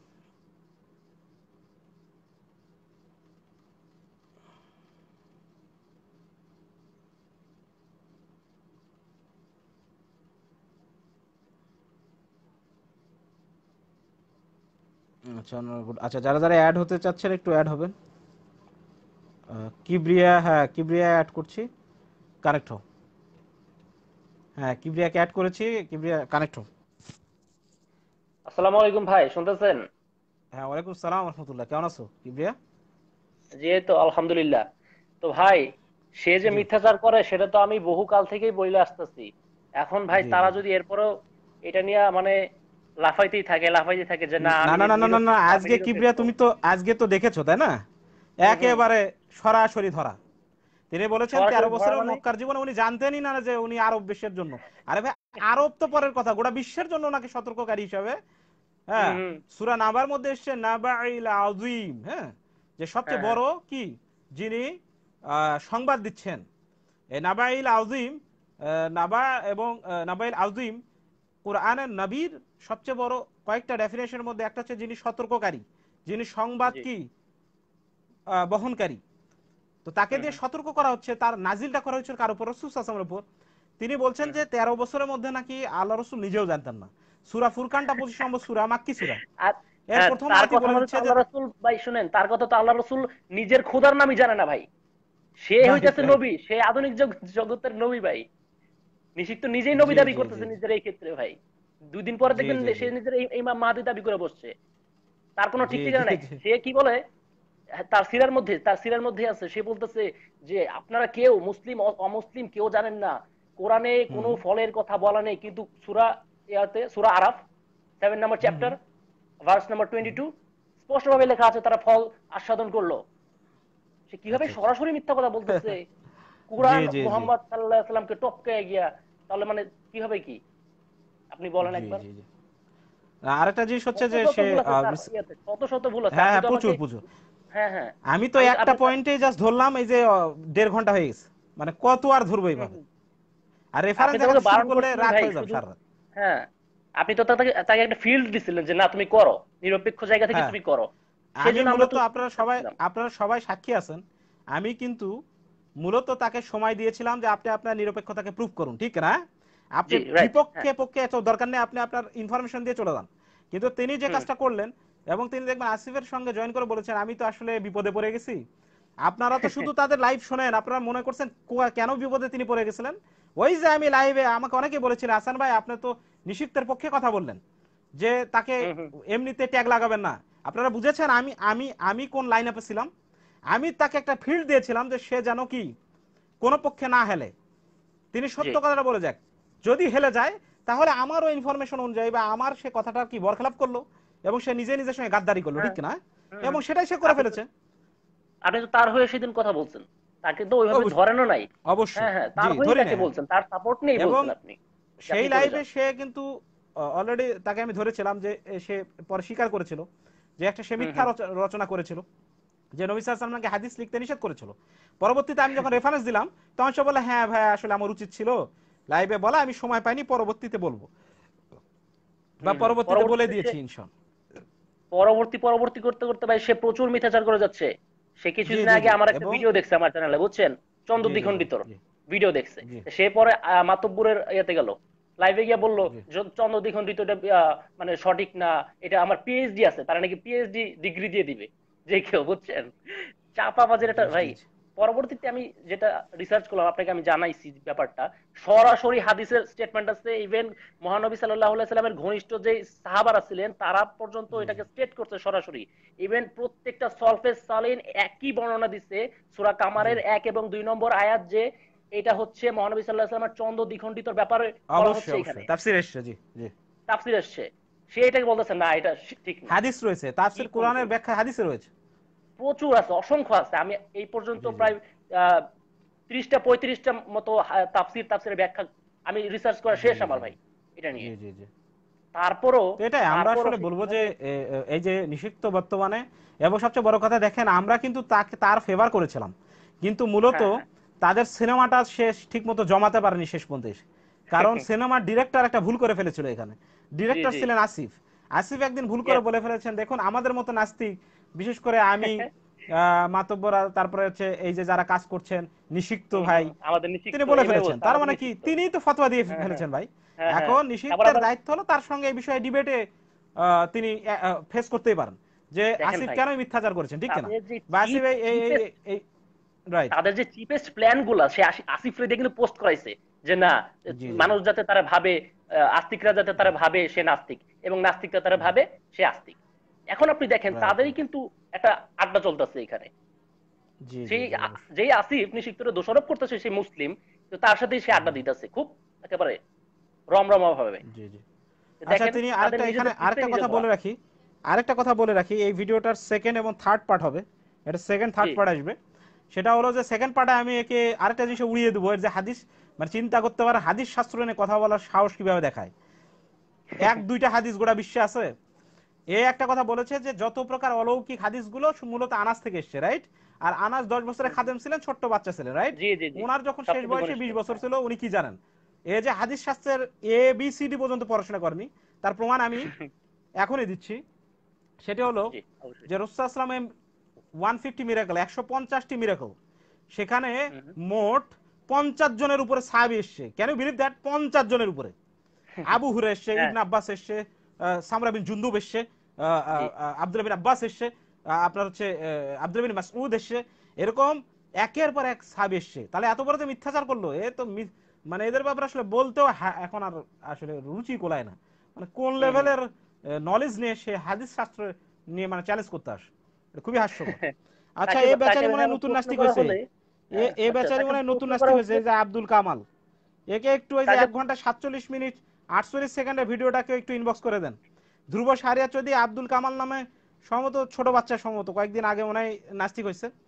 এই বেচারিকে একটু ওই এখন যে আমাদের আসিফ কথা যে হইলো এডিটিং যে করে, হুম, হ্যাঁ, সে এদেরকে যে ভিডিওটা দিয়ে দেন। নিরপেক্ষতার একটা ভান ধরতেছে, তুই নিরপেক্ষ, জি জি তুই জি সরি আমি এটা আইসা পড়ছে, দুঃখিত। সে নিরপেক্ষ হোক, সে আস্তিক হোক নাস্তিক হোক, we don't give a damn. Am I right. Right? আমার কোনো না, এতে আমাদের যায় আসে আসলে না। আর তুমি কেন আর সবচেয়ে বড় কথা, সত্যটা কেন ঋষিফ তো তুমি অলরেডি, এভাবে ভুলভাবে উপস্থাপনা করবা? ওয়াই? রাইট রাইট সত্যটাকে কেন এভাবে ভুলভাবে উপস্থাপনা করা হচ্ছে, সেটা হচ্ছে আমাদের সমস্যা। There is a problem. Right সেটাই রাইট শুধু রাইট আমরা তুলে ধরার চেষ্টা করবো এখন। জি তো জি জি আশা করি হ্যাঁ আপনি নেক্সট আরো এটা ইয়ে করেন, একটু দেখেন হ্যাঁ, যে সেই ডিটেলস। মিথ্যাচার গুলো করতেছে, যে আপনি তো আরো হ্যাঁ করতেছেন, করেন। আমিও আছি আপনার সাথে ইনশাআল্লাহ। না, এরা হিপোক্রেট, জি। এদেরকে সরাসরি হুম বই নিয়ে হুম। বসলে একটা বসবে না। বই নিয়ে বসলে আমি উনি বলেছেন যে আনাস ছাড়া আর কেউ নাকি দেখেনি, ম্যাক্সিমাম না বলে আনাসই দেখছে শুধু, হ্যাঁ। অথচ আপনি হুম দেখেন চন্দ্র দ্বিখণ্ডিত যে হাদিসটা, হ্যাঁ, সেখানে হুম হুম। আপনি মানে আব্দুল ইবনে আব্বাস পাবেন, আব্দুল ইবনে হ্যাঁ মাসউদ হ্যাঁ। এসছে, জি। হ্যাঁ, আব্দুল ইবনে এছাড়াও জি। আপনি পাবেন। তো এদের কথা আসবে না, বুখারীতে কারণ সরাসরি আছে তাদের, স্টেটমেন্ট তাদের। হ্যাঁ, তো এগুলো তো খুবই হাস্যকর। এরা মনে করে যে মুসলিমরা কে পড়াশোনা করে না, তারা যা বলে গেল তাই হুম, মনে হয়ে গেল, রাইট? হয়ে এটা গেল তো হ্যাঁ। খুবই মানে দুর্ভাগ্যজনক। আর তাকে তো একটা কথা এটা সবসময় বলা হয়েছিল যে তুমি ভাই রেফারেন্স দেন, ভাই আপনি সে রেফারেন্স কিন্তু দেয় না, প্রচুর বাতুলতা করে কিন্তু রেফারেন্স দেয় না সে। ওয়াই? আচ্ছা, রেফারেন্স কেন দেয় না? হুম, না, রেফারেন্স ছাড়া সেটা আমরা তো একটা আমরা কিন্তু ব্যাপার রয়েছেই। আমরা কিন্তু এবং রেফারেন্স দিয়ে আরেকটা কথা জিনিস বলি, বলবো যে, আর যারা যারা জি রেফারেন্স দিয়ে কথা বলে তাদেরকে আবার সে উল্টাপাল্টা কথা বলে, যেমন ডক্টর জি জাকির জি নায়েক জি জি কেন রেফারেন্স দিয়ে আরেকটা কথা জিনিস বলে? এখানে, হ্যাঁ।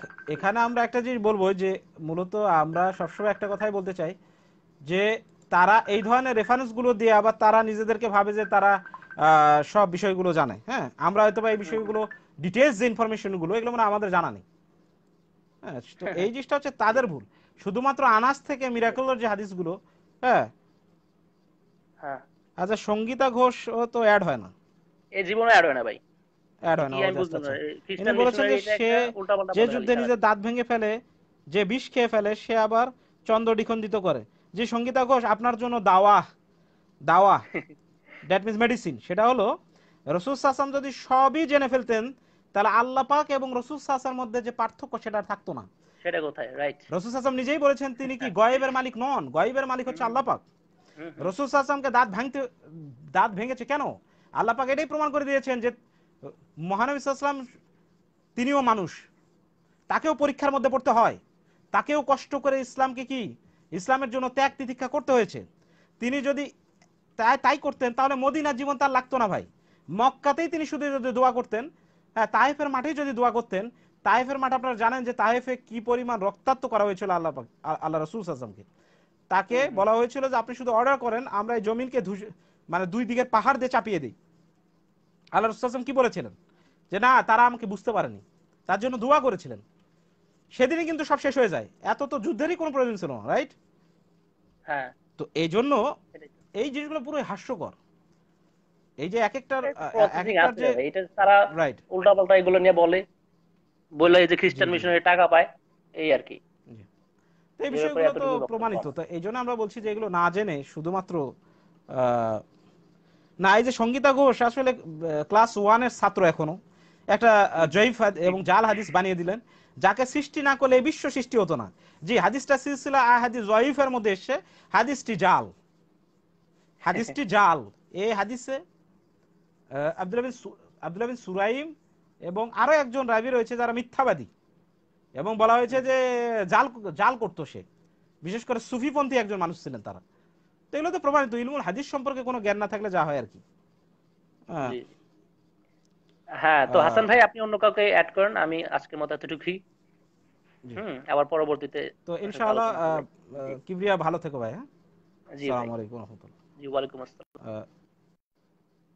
তো এই হচ্ছে অবস্থা। যাই হোক, কথা হচ্ছিল, আচ্ছা এমডি আলী একটু অ্যাড করি, তখন কেটে গেল। হ্যাঁ, এমডি আলী অ্যাড দিয়েছি, এমডি আলী অ্যাপ্রুভ অ্যাড দিয়েছি আমি।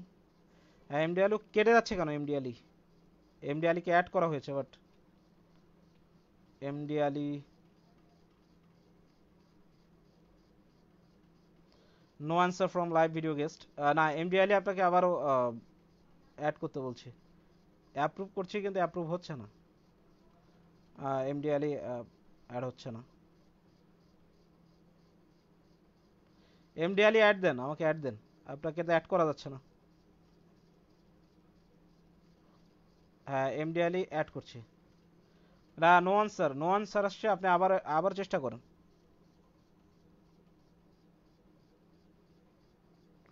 হ্যাঁ, এমডি আলী আপনি কেটে দিয়ে আবার অ্যাড হন, কেটে দিয়ে আবার অ্যাড হন।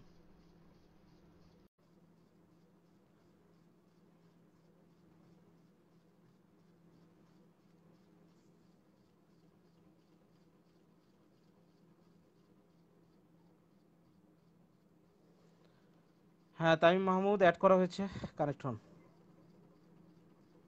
Connecting but. আচ্ছা এমডি আলী, হ্যাঁ এমডি আলী অ্যাড দিয়েছি, কানেক্ট হন। আসসালামু রহমতুল্লাহ। হ্যাঁ, ওয়ালাইকুম সালাম রহমতুল্লাহ। জি আলী বলেন। হ্যাঁ হাসান ভাই, কেমন আছেন আপনি? হ্যাঁ আলী হ্যালো, বলেন। হ্যাঁ, শুনতে পাচ্ছি, বলেন। কেমন কেমন আছেন হ্যাঁ, হাসান ভাই? আলহামদুলিল্লাহ আলহামদুলিল্লাহ, জি বলেন। তো হাসান ভাই আপনি যেটা কাউন্টার দিলেন, হ্যাঁ দেখলাম। আর আরেকটা বিষয় হচ্ছে যে ভাই আমি আজকে ঘোষণা দিতে চাচ্ছি, এটা মূলত আগেই আমাদের নাস্তিক ধর্ম প্রচারক আসিফ মঈনুদ্দিন নিজেই যেহেতু ঘোষণা দিয়ে দিছে এবং আমাদের মুসলিমদের তরফ থেকে আমরাও ঘোষণা দিয়ে দিই, সেটা হচ্ছে যে নিষিক্ত একজন নাস্তিক।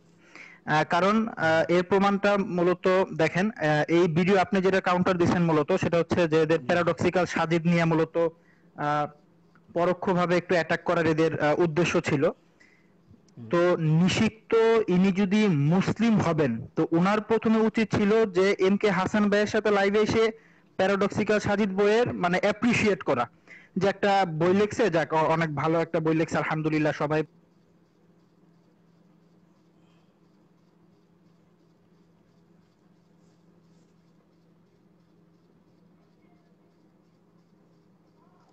কথা শোনা যাচ্ছে না আলী, এমডি আলী আপনার কথা শোনা যাচ্ছে না।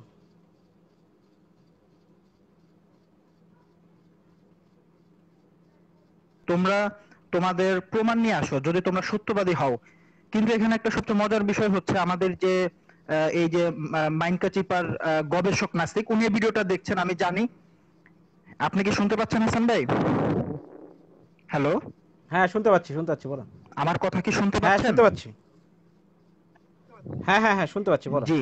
এর আগে যে হ্যাঁ, তো যেটা বলতে চাচ্ছিলাম যে আমাদের যে এই যে মাইনকা চিপার গবেষক নিষিক্ত সাহেব, উনার লাইভের মধ্যে আমি দেখি যে হাসান ভাই কোনো হুম রেফারেন্স তো থাকেই না।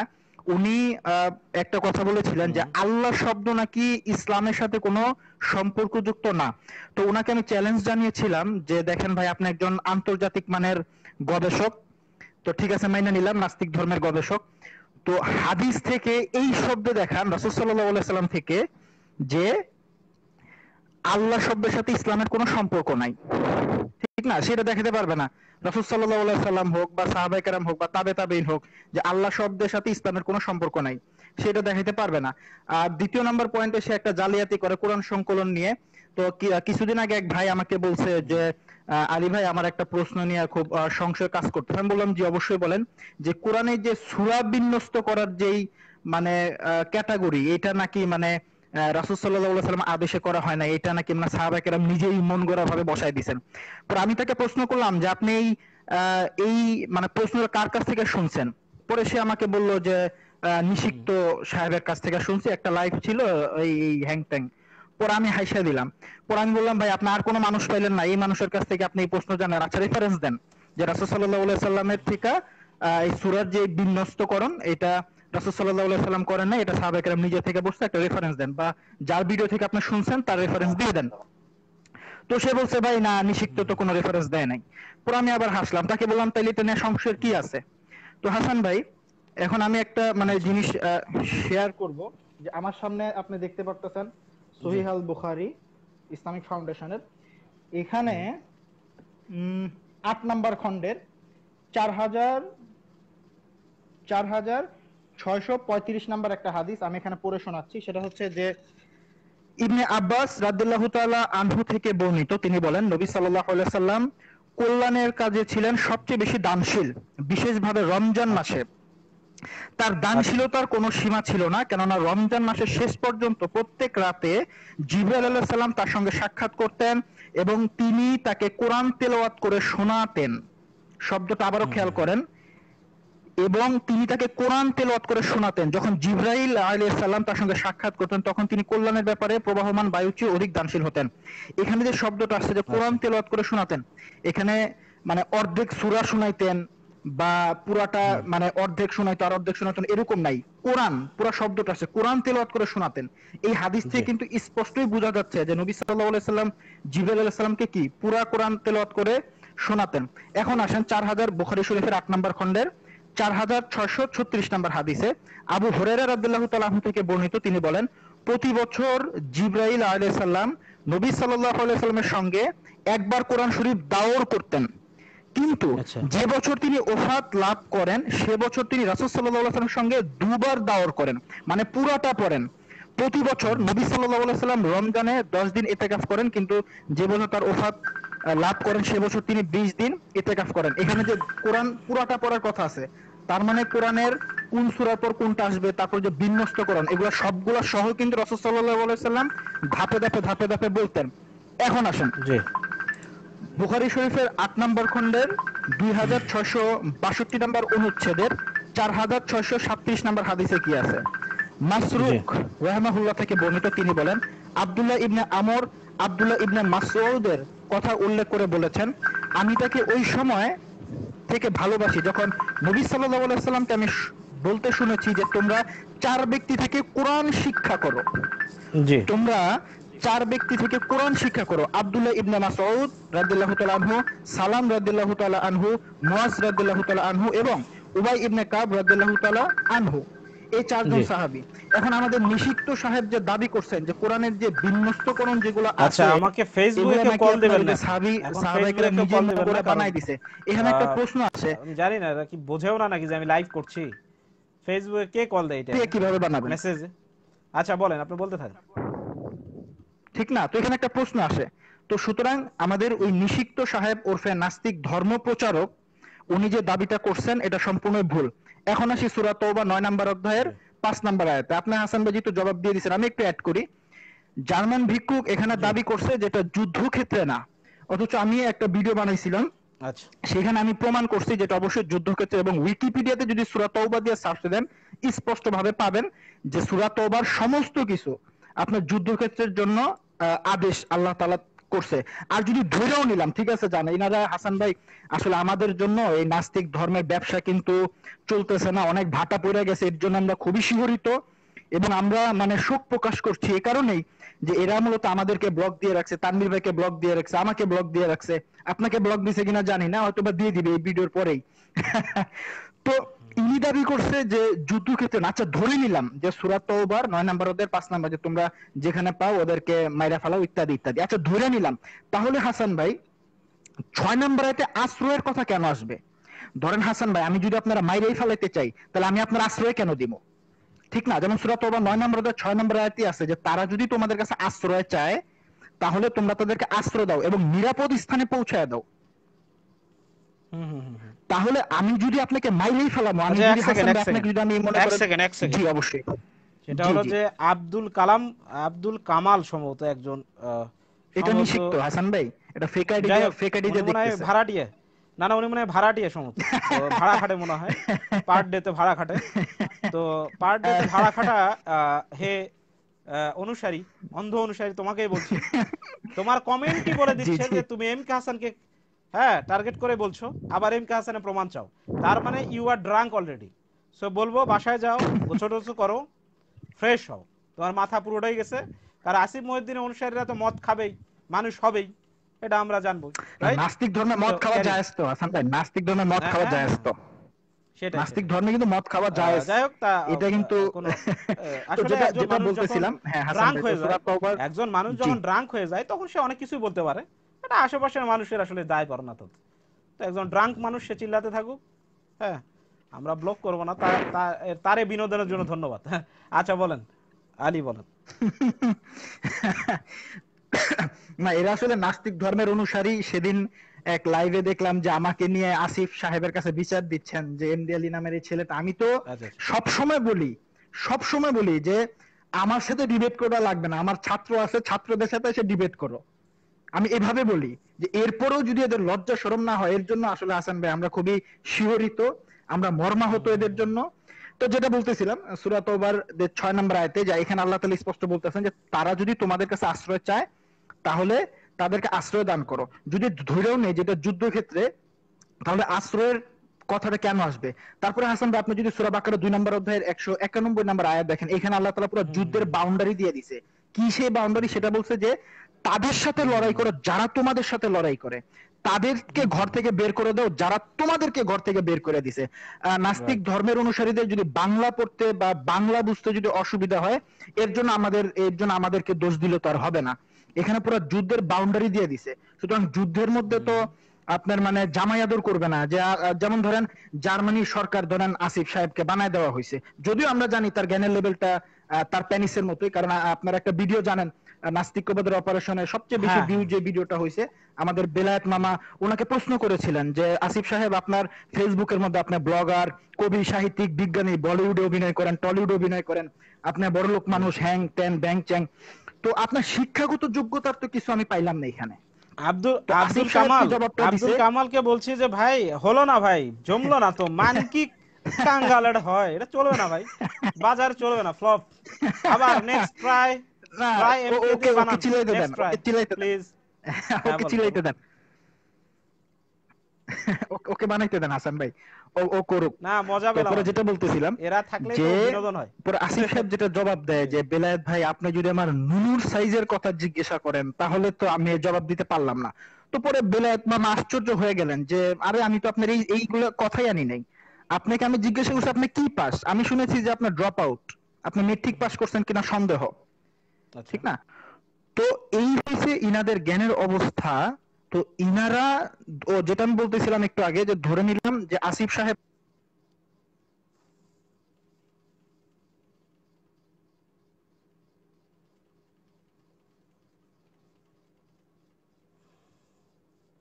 আচ্ছা, শাহাদাত হোসেন ভাই বলছেন যে হাসান ভাইয়ের কাছে প্রশ্ন সিদ্ধার্থ, আচ্ছা যাই হোক। আমরা অনেক আচ্ছা, এটা উত্তর আসলে মানবতার, আসিফ নিজে দেবে, এটা তো আমার কথা না। জি। জি জি জি, তো তো না, সেটাই বলতেছি হাসান ভাই যে তার জ্ঞানের লেভেলটা মানে বুঝাচ্ছি আমি, যে যদি কেউ আসে জার্মানিতে অ্যাটাক করে, সে যদি সরকার থাকে, একটা সুস্থ বিবেক মানুষ এটাই বলবে যে দেশ বাঁচানোর জন্য যুদ্ধ করা এটা গর্বের আনন্দে, যেভাবে মুক্তিযুদ্ধের সময় আমরা পাকিস্তানের বিরুদ্ধে যুদ্ধ করছিলাম, ঠিক না? তো এখন তার জ্ঞানের যে লেভেলটা, আচ্ছা আচ্ছা মানে আচ্ছা প্যানিস আচ্ছা। এই যে সাইজের যে আলী, জ্ঞান। আমি একটা উত্তর দেই, তো এখানে এখন একজন জি উত্তর দেই। আলী এক সেকেন্ড, এক জি সেকেন্ড, জি জি এক সেকেন্ড। জি আমি একজন মানুষ, যদিও মানুষ কিনা তিনি প্রমাণ করতে পারবেন না, তো তিনি বলছেন তোমাদের কি আসিফকে ছাড়া কোনো টপিক নাই? ভাইজান, আমরাও একই কথাই বলছি, তোমাদের মতো ভাড়াটিয়াদেরও কি ইসলাম ছাড়া কোনো কথা নেই? ঠিক না কিনা? হাসান ভাই, এরা তো ইসলামের নামে তো ব্যবসা করতেছে, এগুলো তো ব্যবসা হাসান ভাই। আমিও মাঝে মাঝে চিন্তা রাইট। করছিলাম যে ভাই নাস্তিক ব্যবসা তো ভালোই জমে। আমাদের ওই যে তাহেরি আছে না, আসিফের পীর সাহেব, আরে বসেন বসেন, বৈশা যান, হুম হুম এই হুম। জ্বালাই, তো এই তো একই মানে নাস্তিক ধর্ম আর এই মানে ভণ্ড পীরদের মধ্যে আসলে কোনো পার্থক্য নাই, বুঝছেন? মাঝখানে আবার রাইট দেখলাম যে হংকং জিকেরা নাকি বের হইছে, যে হ্যাং চ্যাং পেং ভেং, তো এগুলো মানে রাইট। নাস্তিক ধর্মেরই আর কি অন্য বৈশিষ্ট্য।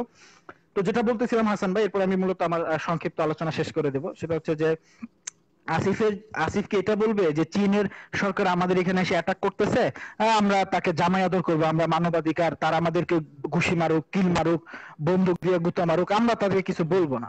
এটা কিন্তু কখনোই বলবে না, ঠিক না? তো এটা যুদ্ধ পরিস্থিতিতে। তবে আমি নাস্তিক ধর্মের বেসকে চ্যালেঞ্জ করছি এখানেই, যে আপনারা পারলে নাস্তিক ধর্ম থেকে যুদ্ধের কোন নীতি পেশ করেন।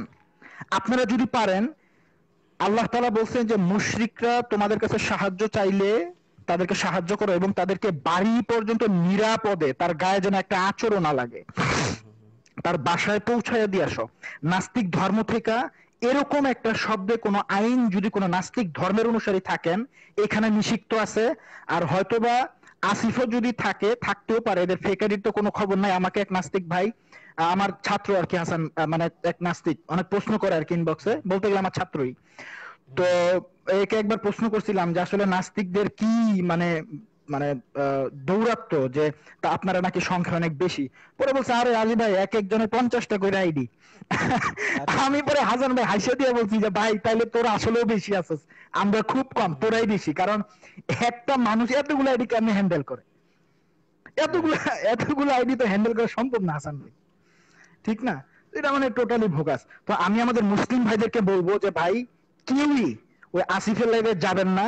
আমরা তো আছি, এই যে হাসান ভাই লাগবে না, আমি হাসান ভাই অনেক ছোট, আমার সাথে আমার ব্লগটা খুলতে বলেন, 1 ঘন্টাও লাগবে না, আধা ঘন্টা, আরো যদি কম আরো কম, সমস্যা নেই। আমার যদি কথা বলতে দেয়, আমি কোরআন হাদিস লাগবে না, আমি আসিফের যে ধর্মীয় কিতাব, কেতাব যে নাস্তিক ধর্মের ধর্মীয় কেতাব যে .com, ওই .com থেকে আমি প্রমাণ করব যে আপনি এইখানে জালিয়াতি করছেন।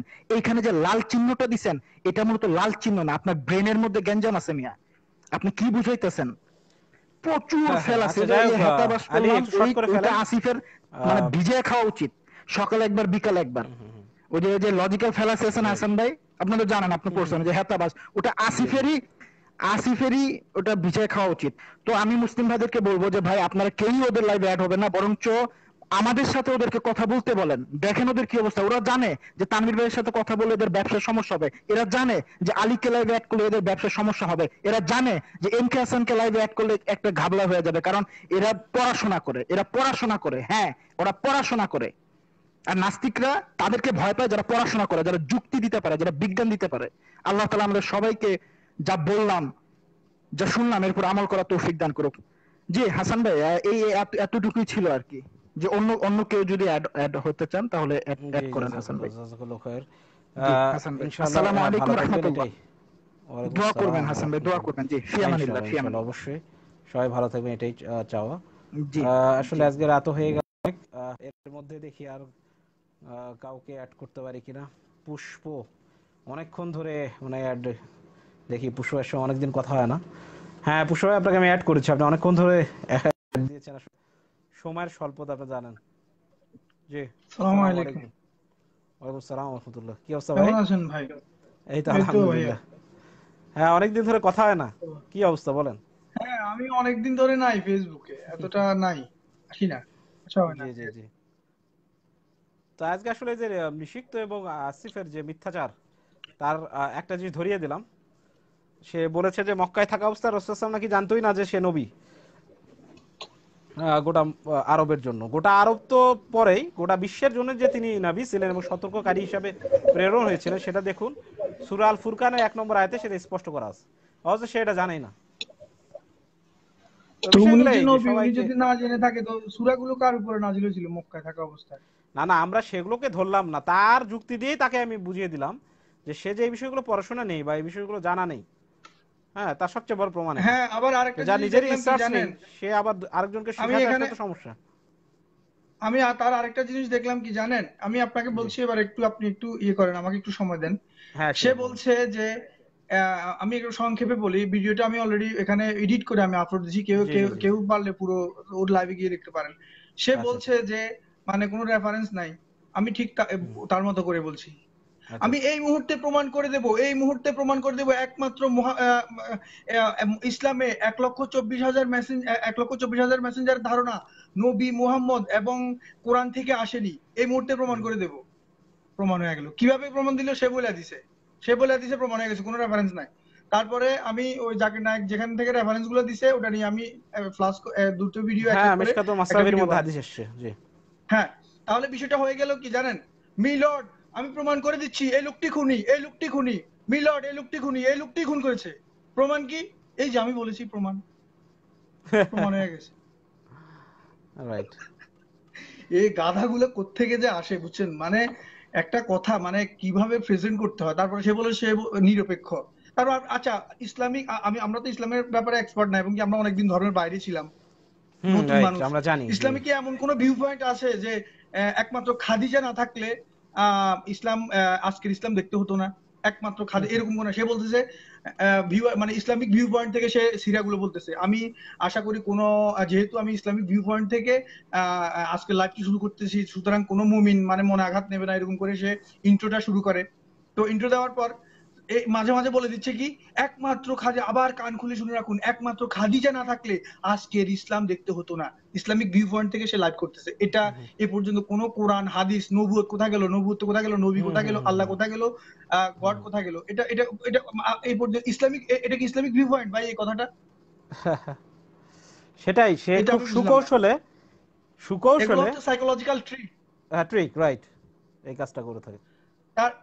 তারপরে যদি দেখেন মানে বিষয়টা এমন হয়ে গেল যে বর্তমান বাংলাদেশে একমাত্র শেখ হাসিনা না থাকলে বর্তমান বাংলাদেশ প্রেসিডেন্ট শূন্য থাকতো, ডোনাল্ড ট্রাম্প না থাকলে বর্তমান আমেরিকা প্রেসিডেন্ট শূন্য থাকতো। লজিকটা এমন হয়ে গেছে।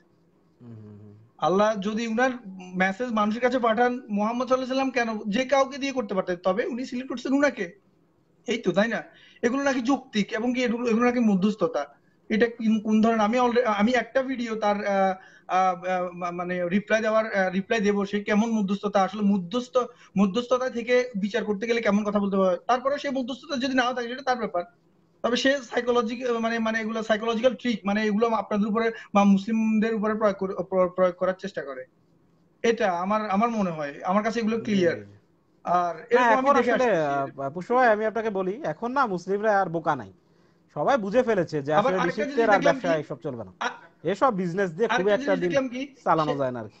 হ্যাঁ, আরেকটা জিনিস দেখলাম কি জানেন, সে বলছিল যে কি মানে আস্তিক নাস্তিক দুটোই ব্যঙ্গ বিদ্রুপ করে। সে দাবি করলো যে মানে মানে মানে সে দাবি করে না, মানে সে না ব্যঙ্গ বিদ্রুপ কাউকে নিয়ে করে না, কিন্তু আস্তিক নাস্তিক দুটোই ব্যঙ্গ বিদ্রুপ করে, মানে এদের অভ্যাসটাই ব্যঙ্গ বিদ্রুপ এরকম কিছু বোঝাচ্ছে।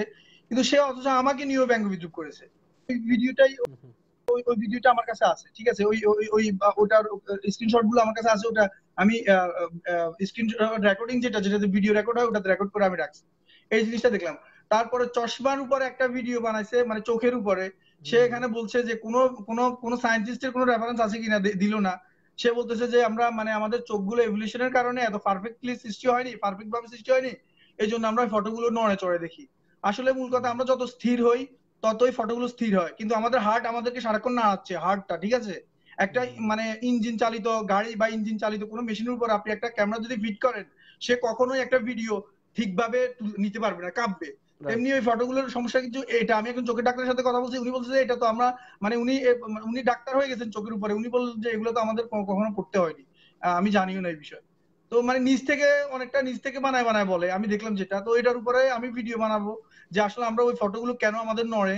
আমরা শেষ পর্যন্ত আমরা যত স্থির হই ততই ফটোগুলোর নড়া কমে, কিন্তু শেষ পর্যন্ত আমরা স্থির হতে পারি না একেবারে, কারণ আমাদের হাতটা সারাক্ষণ আমাদেরকে করছে। আপনি চাইলেও একটা ভিডিও দুই হাতে ধরে একটা স্থির ভিডিও করতে পারবেন না। স্থির ভিডিও যেমন করতে পারবেন না, তাই ফটোগুলো আপনি স্থিরভাবে দেখতে পারবেন না, কারণ আমাদের হাত সারাক্ষণ আমাদেরকে প্রতিটা জিনিসকে নাড়াচ্ছে, ঠিক আছে। কোত্থেকে এসব মানে কোত্থেকে নিজ থেকে বানায় বানায় মানে চিন্তা করলো কইরা এবার বলি। মূল কথা হচ্ছে আমাদের বাংলাদেশের মানুষরা এতটা চিন্তাশীল না। তো এর মতো একটু অল্প চিন্তাশীল মানুষকে খায় মানুষ, কিন্তু আরো চিন্তাশীল হয়ে গেলে দেখবেন মানে আমি কিন্তু সর্বপ্রথম আপনার মনে আছে একে লাইভে দেখে বলছিলাম যে আপনার লাইভে আমি বলছি এই লোকটা হবে আমার জীবনের আদর্শের একটা অংশ। যদি সেই আপনার লাইভে সে ওই লাইভের চেহারাও একটু দেখায়, যদি আপনার মনে পড়ে, আমি তখন কমেন্ট করছিলাম এই লোকটি হবে আমার জীবনের একটা আদর্শ, বুঝছেন। কিন্তু আমি দেখলাম যে যত নাস্তিককেই, বুঝছেন, আমি মানে কিছুদিন ফলো করি না, আর ভালো লাগে না, আমার কাছে ভালো লাগে না, কারণ আবল তাবল কথা বলে। না, তাদের মুখের ভাষা এত ভালো আর তারা এত যৌক্তিক, তারা তো যৌক্তিক কথা বলে, তাদের মুখের ভাষা অনেক ভালো। এদের ফলোয়ার গুলো, তাদের ভালোবাসার জন্য আমরাও খুব কৃতজ্ঞ আসলে। তাদের এইসব কাজকর্মগুলো তো নাস্তিকদের মুসলিম করতে বাধ্য করছে। অনেকেই মুসলিম হয়ে যাচ্ছে এদের এই সমস্ত নোংরামির জন্যই। তাদের জন্য এদের ফলোয়ার শুভকামনা, গুলো আমরা এখন তাদের আছে কেন ঘৃণা করি জানেন? না। এদের এই যে মানে কথা বলার যে কৌশলটা, কথা বলার ভঙ্গিমাটা, জি এগুলোর জন্যই মানুষ মানে এখনো লেগে পড়ে আছে। তারপরে জি জি মানে এটা এটা এইভাবে কথা বলার মানুষও তো আমাদের বাংলাদেশে নাই, কারণ আমাদের ভাষার দিক দিয়ে আমরা মধুর করে কথা বলতে পারি না। এখন মধুর করে কথা বলে তো হিপোক্রিসিও করা যেতে পারে। মধুর করে রাইট। কথা বলে কে? অনেকগুলো ইন্স্যুরেন্স কোম্পানি মানুষ থেকে টাকা হাতাচ্ছে, তারপর আমাদের ওই ডেস্টিনি কোম্পানি মিষ্টি মিষ্টি কথা বলে মানুষের সাথে হিপোক্রিসি করছে, একটা গেম রাইট খেলছে রাইট। মানুষের সাথে, কোটি কোটি টাকা হাতায় নিয়ে গেছে। তো মানে আমরা মধুর কথা মিষ্টি কথা বললে আমরা মনে করি যে অনেক ক্ষেত্রে যে লোকটি অনেক ভালো মনে হয়। আমি নিজেও বলেছিলাম যে এই লোকটি আমার ছোটন ভাই জীবনের অ্যাড হন আদর্শের, মানে ইনশাআল্লাহ, আমি কথা হবে। ইনাকে ফলো করবো, জি এই আর জি কি। জি। কুশো ভাই তাহলে তো আরেকদিন কিন্তু কথা শেষ হবে ভাই, পর্যন্ত হ্যাঁ। দেখলাম যে না, আবল তাবল কথা বলে। জি জি জি, ঠিক আছে ভাই। আর কি কুশো ভাই, বিষয়ে কথা হচ্ছিল? হ্যাঁ হুম। এটা আর কি যে তার যে আসলে কিছু মানে বড় ধরনের, হ্যাঁ, মিস ইনফরমেশন, সেগুলো ধরাই দেওয়া হলো আর কি। আরো 2-3টা পর্ব হবে ইনশাআল্লাহ, জিনিসগুলো আস্তে আস্তে বুঝিয়ে দেওয়া হবে। আরো অনেক অনেক বিষয় আমার মনে পড়ছে না, আরো অনেকগুলো বিষয় আছে আমার মনে পড়ছে না যেগুলা তারপরে কুকুর জীবিত করা নিয়ে যে বানাইছে ওটাও আমি দেখলাম পরে। আহ, ওটা তারপর আরেকদিন 14 সালের নিউজ একটা, তারপরে এখানে আমারও মিস্টেক হয়েছে, কারণ হয়তোবা সে বুঝাতে ভুল বুঝাইছে, সে যে আগে থেকে জানতো না এটা কবেরকার নিউজ, সেটাও আসলে আমার দাবি করাটা ভুল হয়েছে। তবে আমি, সে যেভাবে করে উপস্থাপন করতেছিল যে মানে ওই 6 লেটার ডিএনএ নিয়ে, মানে হঠাৎ করে সে কে হাউকাউ করা শুরু করে দিছে, এই মুহূর্তে নিউজ আইলো। ভাই তারা তো কাজ করতেছে অনেক আগ থেকে, কিছুই বললো না, মানে কি একটা অবস্থা। তারপরে সেখানে সে অনেকে কয়েকজন এসে আমার কমেন্ট করলো, আমি ধরে নিলাম না সেখানে কিছু জিনিস আমার মিস্টেক হয়েছে, তারও মিস্টেক কি, হুম হুম সে কোনো মানে এটা কবে থেকে রিসার্চ হচ্ছে সেটা কিছু বলেনি। সে মানে এমন ভাবে হাউকাউ শুরু করে দিয়েছে, কি একটা অবস্থা। আর এমনকি যে শেষ পর্যন্ত আমাকে যে রেফারেন্সটা দিল যে মানে তাজা খবর বলে, কিন্তু সেটাও দেখলাম যে 2017 সালের 17 সালের এই নিউজ, সেটাকে 2018 সালে এসে তাজা নিউজ বলে প্রচার করতেছে। জি তো জি জি। দেখেন মানে এটা যে তাজা মানে ট্রাভেল করা, তো সেটা নিউজ দিচ্ছে আমাকে 2018 সালের শেষের দিকে। তো তখন আমি দেখলাম যে যে রেফারেন্সটা আমাকে দিল, লিঙ্কটা দিল, ওখানে গিয়ে দেখলাম যে ভাই এটা তো 2017 সালের নিউজ। তো এখন কেন বেউন্স হচ্ছে? ধরে নিলাম, আমি রাইট। দাবি করলাম 2014 সালের নিউজ শুনে 18 সালে আমি বেউন্স। আসলে এখন আমার দেখতেছি তো ঠিক আহ, আছে, আমি যদি ভুল আমার হয়, ছোট্ট 2017 রিসার্চে সালের আমি নিউজ একটা জিনিস শুনে প্রমাণ পেয়েছি। 18 সালে বেউন্স। কুশো ভাই, আমার ছোট্ট রিসার্চে আমি একটা প্রমাণ পেয়েছি যে অসততা না করলে, এক নম্বর হতে পারে অসততার কারণ, অথবা নিজের জ্ঞানকেই সর্বশেষ রিসার্চ বলে চালিয়ে দাও, বা নিজের এইটাকেই ধরিয়ে নেওয়া যে হ্যাঁ, হ্যাঁ এটার বাইরে আর কি ইনফরমেশন আপনারা খুঁজে বের করতে পারবেন না, হ্যাঁ, আপনি যতই চেষ্টা করুন। কিন্তু দেখা না গেছে যে এর বাইরে অনেক না ইনফরমেশন রয়েছে। তো বেচার তো এইভাবে নিজেরা বোল্ড আউট হয়ে যায়, প্লাস হোয়াইট ওয়াশ হয়ে যাচ্ছে। এটা তাদের জন্য দুর্ভাগ্য আসলে। এবং এভাবেই কিন্তু তারা দেখুন লাঞ্ছিত হচ্ছে। এবং একটা জিনিস তাদের একটা কথা খুব ভালো লাগে যে সত্যের জয় হবেই। হ্যাঁ, কথাটা তো আমাদের, কথাটা তো আমাদের, এটা তো আমরা অনেক আগে থেকে বলে আসছি, আচ্ছা ভাই, কোরআনের ভাষাও সেটা। সত্যের জয় হবে এরা দাবি করে, বুঝছেন? এরা তো সবাই সত্য কথা বলে। সোলারিনও সত্য কথা বলছে, আসিফও সত্য কথা বলছে, আমি মানি, জি জি মেনেই জি। নিলাম এরা কেউ মিথ্যে বলেনি। এখন কোথায় যাব আমি, আপনি বলেন? তাদের হ্যাঁ, মাঝখানে যে দুজন বিষয়টা হয়েছিল, দুজনকেই। সোলারিনও সত্যবাদী, আসিফও সত্যবাদী, আমি কোথায় যাব? Right right. মিথ্যে তো এরা বলেই না। এই যে রাইট। 7 লাখ নিল, একজন বলছে আমার থেকে 7 লাখ নিছে, আরেকজন বললো যে আমি 7 লাখ নিই নাই। দুটোই সত্য কথা। আচ্ছা পুষ্প ভাই, ভালো থাকবেন, এমন হ্যাঁ। ভাবে সত্যতার হ্যাঁ, দাবি আবার করে, কথা হবে ভাই। বুঝছেন? মানে জি জি। আমি একটু শেষ করি। এভলিউশন হ্যাঁ হ্যাঁ তারা হ্যাঁ। তো মানে কি বলে, মানে বিবর্তনের মাধ্যমে সৃষ্টি হয়েছে, তো এমন মনে হয় যে তারা মিথ্যে কথা বলাটার অপশনটাই তাদের ভিতরে দেওয়া হয়নি, রাইট। এরকম সত্যবাদী তারা, এমন ভাবে দাবি করে তারা। আচ্ছা আচ্ছা। কি অবস্থা! এই জন্য যে কোনো দাবি নিয়ে একটু শান্ত থাকতে হয়, কিন্তু শেষ পর্যন্ত এত উগ্রভাবে প্রচার করে পরে এরা লজ্জা পায়। লজ্জাও জি নেই জি মনে হয় জি। যে এদের কিছু লোকের। যাই হোক ভাই, ভালো থাকবেন, হ্যাঁ পুষ্প ভাই, আবার কথা হবে। জি। আসসালামু আলাইকুম ওকে। রহমতুল্লাহ। কথা হচ্ছিল পুষ্প ভাইয়ের সাথে। আচ্ছা, মাহফুজ আলম ছোটন ভাই, অনেকদিন কথা হয় না। ছোটন ভাই, আপনাকে আমি অ্যাড দিয়েছি ভাই, একটু অ্যাড হবেন মেহরবানি করে। অনেক দূর থেকে আসছেন আপনি, অনেকদিনই আসলে আসতেও পারছি না লাইভে, আসলে আসসালামু কথাও হয় না আলাইকুম ভাইদের সাথে। ভাইজান। ওয়ালাইকুম সালাম ওয়া রাহমাতুল্লাহ। ছোটন ভাই কেমন আছেন ভাই? আলহামদুলিল্লাহ আলহামদুলিল্লাহ আলহামদুলিল্লাহ, জি আল্লাহর ইচ্ছায় ভালো। জি ভাই। আমি তো আজকে তো শুনতেছিলাম লাইভ মনে আপনাদের হয় দেখলেন না? আলোচনা। জি হ্যাঁ হ্যাঁ হ্যাঁ, দেখতেছি জি জি জি। আলহামদুলিল্লাহ। যে এ প্রসঙ্গে যদি বলতেন কিছু। তো নিষিক্ত যে একটা চূড়ান্ত প্রকারের বাটপার, এটা প্রথমেই বলছিলাম আমি আরো অনেক মাস আগে, ঠিক আচ্ছা আছে? আচ্ছা আচ্ছা। তো আলহামদুলিল্লাহ, পরে হোক আগে হোক প্রমাণিত হইলো, এখন যেমন হাতে নাতে ধরা খায় গেল আর কি। হুম তো হুম হুম। যাক আলহামদুলিল্লাহ। আর এখন ওরা যেটা করতেছে ইদানিং সম্প্রতি যেটা শুনতেছি আর কি, আমাদের অনেক আস্তিক ভাই যাদের নলেজ কম তাদেরকে তারা বিভিন্ন কনফারেন্সে নিয়ে যাচ্ছে এবং কনফারেন্সে নিয়ে তারা ইন্টারনালি তাদের সাথে ইন্টারপ্রিট করতেছে।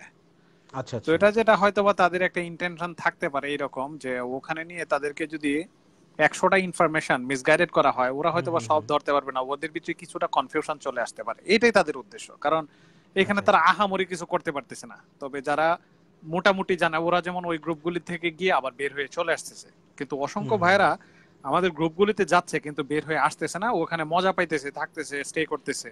কিন্তু আমি সবাইকে রিকোয়েস্ট করব যে আমার ভাইয়েরা যারা আছেন যদি দেখেন কোনো নাস্তিকরা আপনাদেরকে গ্রুপে অ্যাড করছে, আপনারা চেষ্টা করবেন ওখান থেকে বের হয়ে আসতে। যেমন এরশাদ ভাইকে নিয়ে তারা একবার একটা করছিল নাটকটা, পরবর্তীতে তারা আমাদের আরেকজন আস্তিক ভাই সম্ভবত রেজা ভাইকে নিয়ে করছে, তো রেজাক ভাই এটা ওরা আবার ট্রোল করছে। তো এরশাদ ভাইটা ওরা কিন্তু অনলাইনে দেয় নাই, কারণ এরশাদ ভাই এমন ভাবে তাদের সাথে কথা বলছিল তারা শেষে হুচট খেয়ে গেছে, মনে হইতেছে যে এই প্রোগ্রামটা মনে হয় এরশাদ ভাই সাজাইছে, এরকম ভাবে তার পুরা কন্ট্রোলে ছিল। তো ওই জন্য তারা ওইটাকে ছাপায় গেছে, ওইটারে আর নিয়ে আসে নাই ফ্রন্টে, কিন্তু এখন ওই রেজা ভাইটা তারা ফ্রন্টে নিয়ে আসছে। তো তাদের যে কাজগুলি এগুলি আমার মনে হয় ভাইয়েরা যারা শুনতেছেন তারা সবাই অলরেডি জানছেন যে তারা কি কাজটা করতেছে। সুতরাং যে কোনো গ্রুপে আপনাদেরকে অ্যাড করো, আপনারা ওখানে কথা না বলে চেষ্টা করবেন বের হয়ে আসতে। আপনাদের কোনো কোশ্চেন থাকলে এখানে এম কে হাসান ভাই আছে, তানভীর ভাই আছে, সাইম ভাই আছে, যারা ট্যালেন্টেড, বদিউজ্জামান ভাই আছে, আপনি তাদের কাছে আসেন, এসে একবার না 1000 বার কোশ্চেন করেন, আপনারা জানার চেষ্টা করেন, কোনো সমস্যা নাই। কিন্তু তাদের কাছে যাবেন তারা আমি না, আমরা আরেকটা কথা বলতেই পারি। জি ভাই, জি আমরা একটা কথাই বলবো যে আসলে আপনাদের যদি কোনো জায়গায় কনফিউশন লাগে ভিডিওটা আমাকে ইনবক্স করে দিবেন, হাসান ভাই যেটা বুঝি দ্যাটস ইট। ওখানে আপনার ঘাটাঘাটি আপনি রিসার্চ আপনি যেহেতু অথবা আপনাকে পড়াশোনা করতে হবে, দুটার একটি। আপনি পড়াশোনাও করবেন না আবার কারো কাছে জানেও নেবেন না, তাহলে কিন্তু এটা মানে অজ্ঞানতার অন্ধকারে নিজেকে নিমজ্জিত করে ফেলা। আপনার যেটা দায়িত্ব সেটা হচ্ছে ভিডিওটা আমাদেরকে দেয়া, বিকজ আমরা এই বিষয়গুলোকে রিসার্চ করি এবং এদের পেছনের ঘটনাগুলো আমরা জানি। তো এজন্য আমরা এটাই চাইবো যে যে কোনো ভিডিও, যে কোনো কোশ্চেন, হ্যাঁ মানে ইউ আর ওয়েলকাম। অ্যাকচুয়ালি আমরা তো এটা ওয়েলকাম জানাই। আজ পর্যন্ত কোনো কোশ্চেন বা আমরা কোশ্চেন করতে নিষেধ করি, বা ইসলাম যেখানে কুরআন যেখানে বলেছেন যে ফাসআলু আহলা যিকরি ইন কুনতুম লা তা'লামুন, যে তোমরা যদি কি তোমাদের যদি জানা না থাকে সেক্ষেত্রে তোমরা আহলে যিকর যারা কোরআন এবং সুন্নাহ এক্সপার্ট যারা, তোমাদেরকে কি জেনে নেওয়াটা অনেক সময় ফরজ করে দেওয়া হয়েছে। ফরজ তোমরা এখানে অর্ডার করা হয়েছে, তাহলে সেই কোরআন মানে নিষেধ করবে প্রশ্ন করতে, এর চাইতে মানে মূর্খতার কি হতে। আরেকটা কথা ভাইদেরকে আমি স্পষ্টভাবে বলি, পৃথিবীতে যদি আপনারা কোনো মুনাফিক দেখতে চান স্পষ্টভাবে আপনারা এই ছেলেটাকে দেখতে পারেন, নিষিক্ত বা বিষাক্ত বা যেটাই বলেন, সে হলো স্পষ্টভাবে একজন মুনাফিক। নিজেকে পরিচয় দিচ্ছে মুসলমান, নিজেকে পরিচয় দিচ্ছে সে হচ্ছে যে কি বলে নিউট্রাল, আলটিমেটলি সে হলো একজন মিশনারি বা অন্য ধর্মের একজন লোক। তার আলটিমেট টার্গেটটা হচ্ছে অতীতে বর্তমানে তারা ওই যে খ্রিস্টান মিশনারিরা যেরকম মুসলিম সাইজে এসে মুসলিমদের ভিতরে প্রবেশ করে ফেতনা ছড়ায়, সে হলো এরকম প্রকাশ্য একটা প্রমাণ স্বরূপ আমাদের সামনে আছে। সুতরাং আপনারা সবাই কেয়ারফুল থাকবেন। আমি দেখছি অনেক ভাইরা না বুঝে তার এই বিষগুলি খাচ্ছেন, তো একটু কেয়ারফুল থাকাটা আর কি। সে খুবই ডেঞ্জারাস টাইপের লোক এবং সে বিষটা সরাসরি দেয় না, সে হলো ধীরে ধীরে ইনজেক্ট করে। 100টা সত্য কথা বলবে, 3টা মিথ্যা ঢুকায় দিবে, বাস। অনেকে মনে করবে সবই সত্য বলতেছে, ওই 3টার মধ্যে 2টা একটা মানুষ বিশ্বাস করতে শুরু করবে, এইভাবে একটা পর্যায়ে মানুষ সংশয়বাদী হয়ে যাবে। এটার জন্য আমি সব ভাইদেরকে রিকোয়েস্ট করব নিজেরা যেন আমরা একটু সাবধান থাকি। জি জি জি, হ্যাঁ আমরা সেটাই বলছি যে তাদের জানার থাকলে অবশ্যই আমাদেরকে জানাবেন, ইনশাআল্লাহ উত্তর আমরাও সাধ্য অনুযায়ী চেষ্টা করি সেই বিষয়গুলোকে রেফারেন্স অনুযায়ী। যেমন আজকে দেখুন কোরআন সরাসরি খুলে দেখালাম আমি একদম ওপেন করে, সূরা ফুরকানের যে 1 নম্বর যে আয়াতটা একদম তিলাওয়াত করে এবং তার অর্থ সহ জানিয়ে দিলাম যে কোথায় আসলে মূলত নিষিক্ত যে মিথ্যাচারটা করেছে সরাসরি দেখিয়ে দিলাম। এটা আপনাদের প্রত্যেকের কাছে অ্যাপস রয়েছে, বই রয়েছে, কোরআন রয়েছে, আপনারা নিজেরাই দেখবেন। এটা তো ক্লিয়ার একদম রেফারেন্স সহকারে। আপনি যখন রেফারেন্স খুলবেন, রেফারেন্স পাওয়ার পরেও যখন একজন মানুষ মিথ্যাচার করে তখন ধরে নিতে হবে যে সে আসলে বিকৃত মস্তিষ্কের মানুষ বা বিকৃত মনের মানুষ। কারণ সত্য একদম এভিডেন্স আসার পরেও, হ্যাঁ আল্লাহ পাক কিন্তু এটাই বলেছে। দেখুন একজন কিছুদিন আগে একজন মূলত কি বলবো মানে স্বল্প জ্ঞানী হলে যে মানুষদের কি অবস্থাটা হয়, উনি বলছেন যে দেখেন যে আল্লাহ পাক কিভাবে সর্বশক্তিমান হয়। তাহলে আল্লাহ পাক যদি সর্বশক্তিমান হয় তাহলে আসিফ কেন মানে নাস্তিক হইলো? আসিফ নাস্তিক, তাই আল্লাহ পাকের এই কথা ঠিক না, তা কোরআন সত্য না। আমার কথা হচ্ছে নাউজুবিল্লাহ। আসিফের চেয়ে অ্যান্থনি ফ্লুর মতো লোকজন আবার কি আস্তিক হয়েছে, ঠিক কিনা? অনেক বড় বড় সায়েন্টিস্টরা মুসলিম হয়েছে, তাহলে সেই reference or according to his logic তাহলে কোরআন এবং ইসলাম আরো সত্য প্রমাণিত হয়, ঠিক কিনা?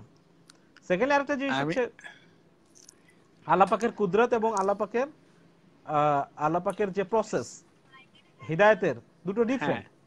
কুদরত হচ্ছে আল্লাহ পাক যেটা চাই করতে সেটাকে কেউ ঠেকাতে পারে না, আর প্রসেস হচ্ছে মানুষ যে চেষ্টা করে আল্লাহ পাক তাকে সাহায্য ওকে করেন। এই দুটোকে এক করে ফেলেন। যেহেতু পড়াশোনা নেই তাদের, পড়াশোনা নেই, তো চিন্তা করেন তো তাদের তো এই পর্যন্তই দৌড়, বা তাদের তো আমি ধারণাটা তাদের এতটুকুতে সীমাবদ্ধ। এই জন্য তো আমি বলছি তাদেরকে ক্লাস করতে আরেকটা হবে, এইসব বিষয়ে ক্লাস নিলে মোটামুটি একটা পর্যায়ে তারা চলে আসে। জি আমি একটা কথা তাদেরকে স্পষ্টভাবে বলি, এই যে কথাটা আপনাকে তারা মানে থ্রো করছে ওটার জন্য, আজ পর্যন্ত এরকম কোন মুসলিম বিজ্ঞানীকে কেউ দেখছে যে মুসলিম বিজ্ঞানী ইসলাম চর্চা করে নাস্তিক হয়ে গেছে গা? কিন্তু বহু বিজ্ঞানী আছে যারা বিধর্মী, তারা তাদের ধর্ম বই বা আমাদের ধর্ম বই চর্চা করার পর ইসলামে আসছে, এরকম বহু নজির আছে, বহু নজির। এটা একটা দুইটা না, বহু নজির। তারা যতগুলি চায় অতগুলি দেওয়া যাবে। মনোবিজ্ঞানী আপনি দেখেছেন সম্ভবত, এবং ইটালিয়ান মনোবিজ্ঞানী, দুইজনই কিন্তু তারা মনোবিজ্ঞানী, তারা তো হ্যাঁ সাইকিয়াট্রিস্ট, অবশ্যই, তারা তো আলহামদুলিল্লাহ। বড় মানুষ। এবং এই যে আর্থার ওয়াগনার, উনি ছিলেন একজন অনেক বড় রাজনীতিবিদ, তিনি আসছেন ইসলামে। তারা কি বোঝে না? তারা কি বোঝে? হ্যাঁ উনি আসছেন, ডক্টর ল্যাং আসছেন, এথিস্ট বলা হয়, ডক্টর ল্যাং আসছেন, এরপর দিয়ে ওই যে গ্যারি মিলার আসছেন, এরপর দিয়ে সম্প্রতি যে নেদারল্যান্ডের একজন এমপি আসছেন। এরা সবাই মূর্খ, সবাই বুঝে না। আসিফ সাহেব অনেক বুঝে, কারণ আসিফ সাহেব সারা ওয়ার্ল্ড নিয়ন্ত্রণ করতেছে, ওনার অনেক ফলোয়ার, ওনার কথা সবাই শুনতেছে। উনি সারা ওয়ার্ল্ডের মধ্যে নাস্তিকদের নবীতে রূপান্তর করেছেন অ্যাকর্ডিং টু দ্য ফতোয়া অফ সোলারিন আলেকজান্ডার, নিজের ফতোয়াতে, জি নাস্তিক নবী হিসাবে। জি জি জি জি জি তো এই নাস্তিক নবী সফল হোক, আমরাও সেটা চাই। ঠিক আছে ভাই, আমি অনেক সময় নিয়ে নিলাম আপনার, আপনি অনেক কষ্ট করতেছেন। নওয়াজ ভাই অনেক ভালো থাকুন ভাই, পরে কথা হবে ইনশাআল্লাহ। হ্যাঁ জি ইনশাআল্লাহ, ইনশাআল্লাহ। আসসালামু আলাইকুম। না না জাযাকাল্লাহ, মাফ করেন ভাই, আপনারে আমরা কষ্ট দিতেছি। আসসালামু আলাইকুম। ওয়ালাইকুম আসসালাম ওয়া রাহমাতুল্লাহ।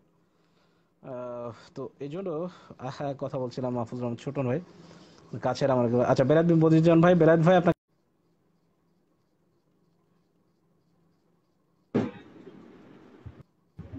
আসসালামু আলাইকুম রাহমাতুল্লাহি ওয়া বারাকাতুহু। ওয়ালাইকুম আসসালাম ওয়া রাহমাতুল্লাহ। কি অবস্থা বেলায়েত ভাই, কেমন আছেন বলেন?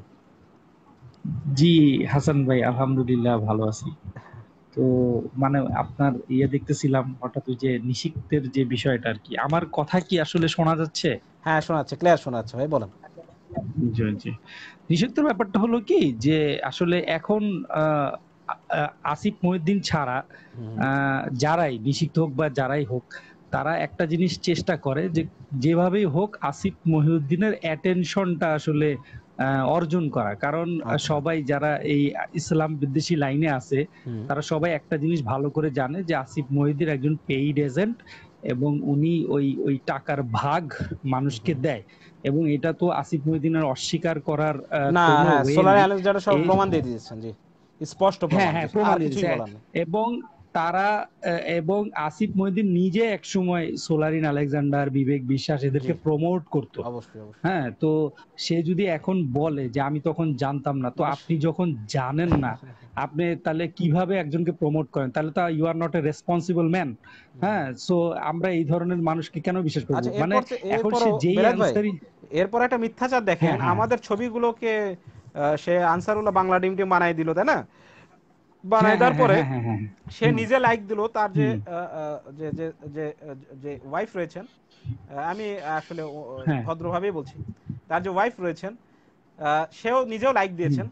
তারপরে সে হঠাৎ করে ভদ্র সাজলো যে এই প্রতারকরা আমাদের ভাইদের নামে এই সমস্ত বলেছে, হাজার হলেও তারা আমাদের ভাই, তাদের কোনো যেন ক্ষতি না হয় এটাই আমরা চাই, এবং এটা আমার জানার বাইরে পরে জানলাম যে এটা ঠিক নয়। তাহলে এই সমস্ত ছবিতে নিজে যে লাইক দিয়ে কত বড় হিপোক্রেট হলে, সেটার জন্য তাদেরকে আবার দোষ চাপাচ্ছে, কিন্তু নিজে এখনো ক্ষমা চায়নি, কিন্তু যে আসলেই যেটা আমরা ভুল ছিল ভাই আমাকেও ক্ষমা করে দেন, নিজের ক্ষমা সে কখনো চায়নি। কত বড় একটা মানে হিপোক্রেট একজন মানুষ হলে এই কাজটা করতে পারে। বলেন তার তো যেটা বলতেছেন যে সবারই এখন যারাই ইসলাম বিদ্বেষী কমেন্ট করে, স্ট্যাটাস দেয় বা আমাদের লাইভে এসে আমাদের উল্টাপাল্টা কোয়েশ্চেন করে, এদের সবারই একটাই উদ্দেশ্য, সেটা হচ্ছে যেভাবেই হোক আসিফ মহিউদ্দিনের মনোযোগটা আকর্ষণ করা, যেন আসিফ মহিউদ্দিন তাকে নিয়োগ দেয় এবং মান্থলি কোনো পেমেন্ট দেয় বা একটা প্রতিশ্রুতি দেয় যে তোমাকে আমি জার্মানিতে নিয়ে আসবো। বা আমরা সবাই জানি যে পেন পাবলিকেশনের আন্ডারে বাংলাদেশ থেকে অনেক লোক ওইখানে গেছে, যেমন একটা ছেলে আছে অনন্য আজাদ আর কি, ওর সাধারণত লাইভ টাইম করে না, বাট ও এইভাবেই গেছে অ্যাকচুয়ালি। এবং সে এবার আসিফ মহিউদ্দিনের যে মানে যে ছেলের যে জন্মদিন বা ওই জায়গায় সে ছবিও তুলছে। তো যাক, এটা মূল বিষয় না, সবারই অ্যাটেনশন সিক করা। তো নিষিক্ত এই জিনিসটাই অনেক দিন ধরে ট্রাই করতেছিল, হ্যাঁ, কিন্তু আসলে সে সাকসেস হইতে পারতেছিল না।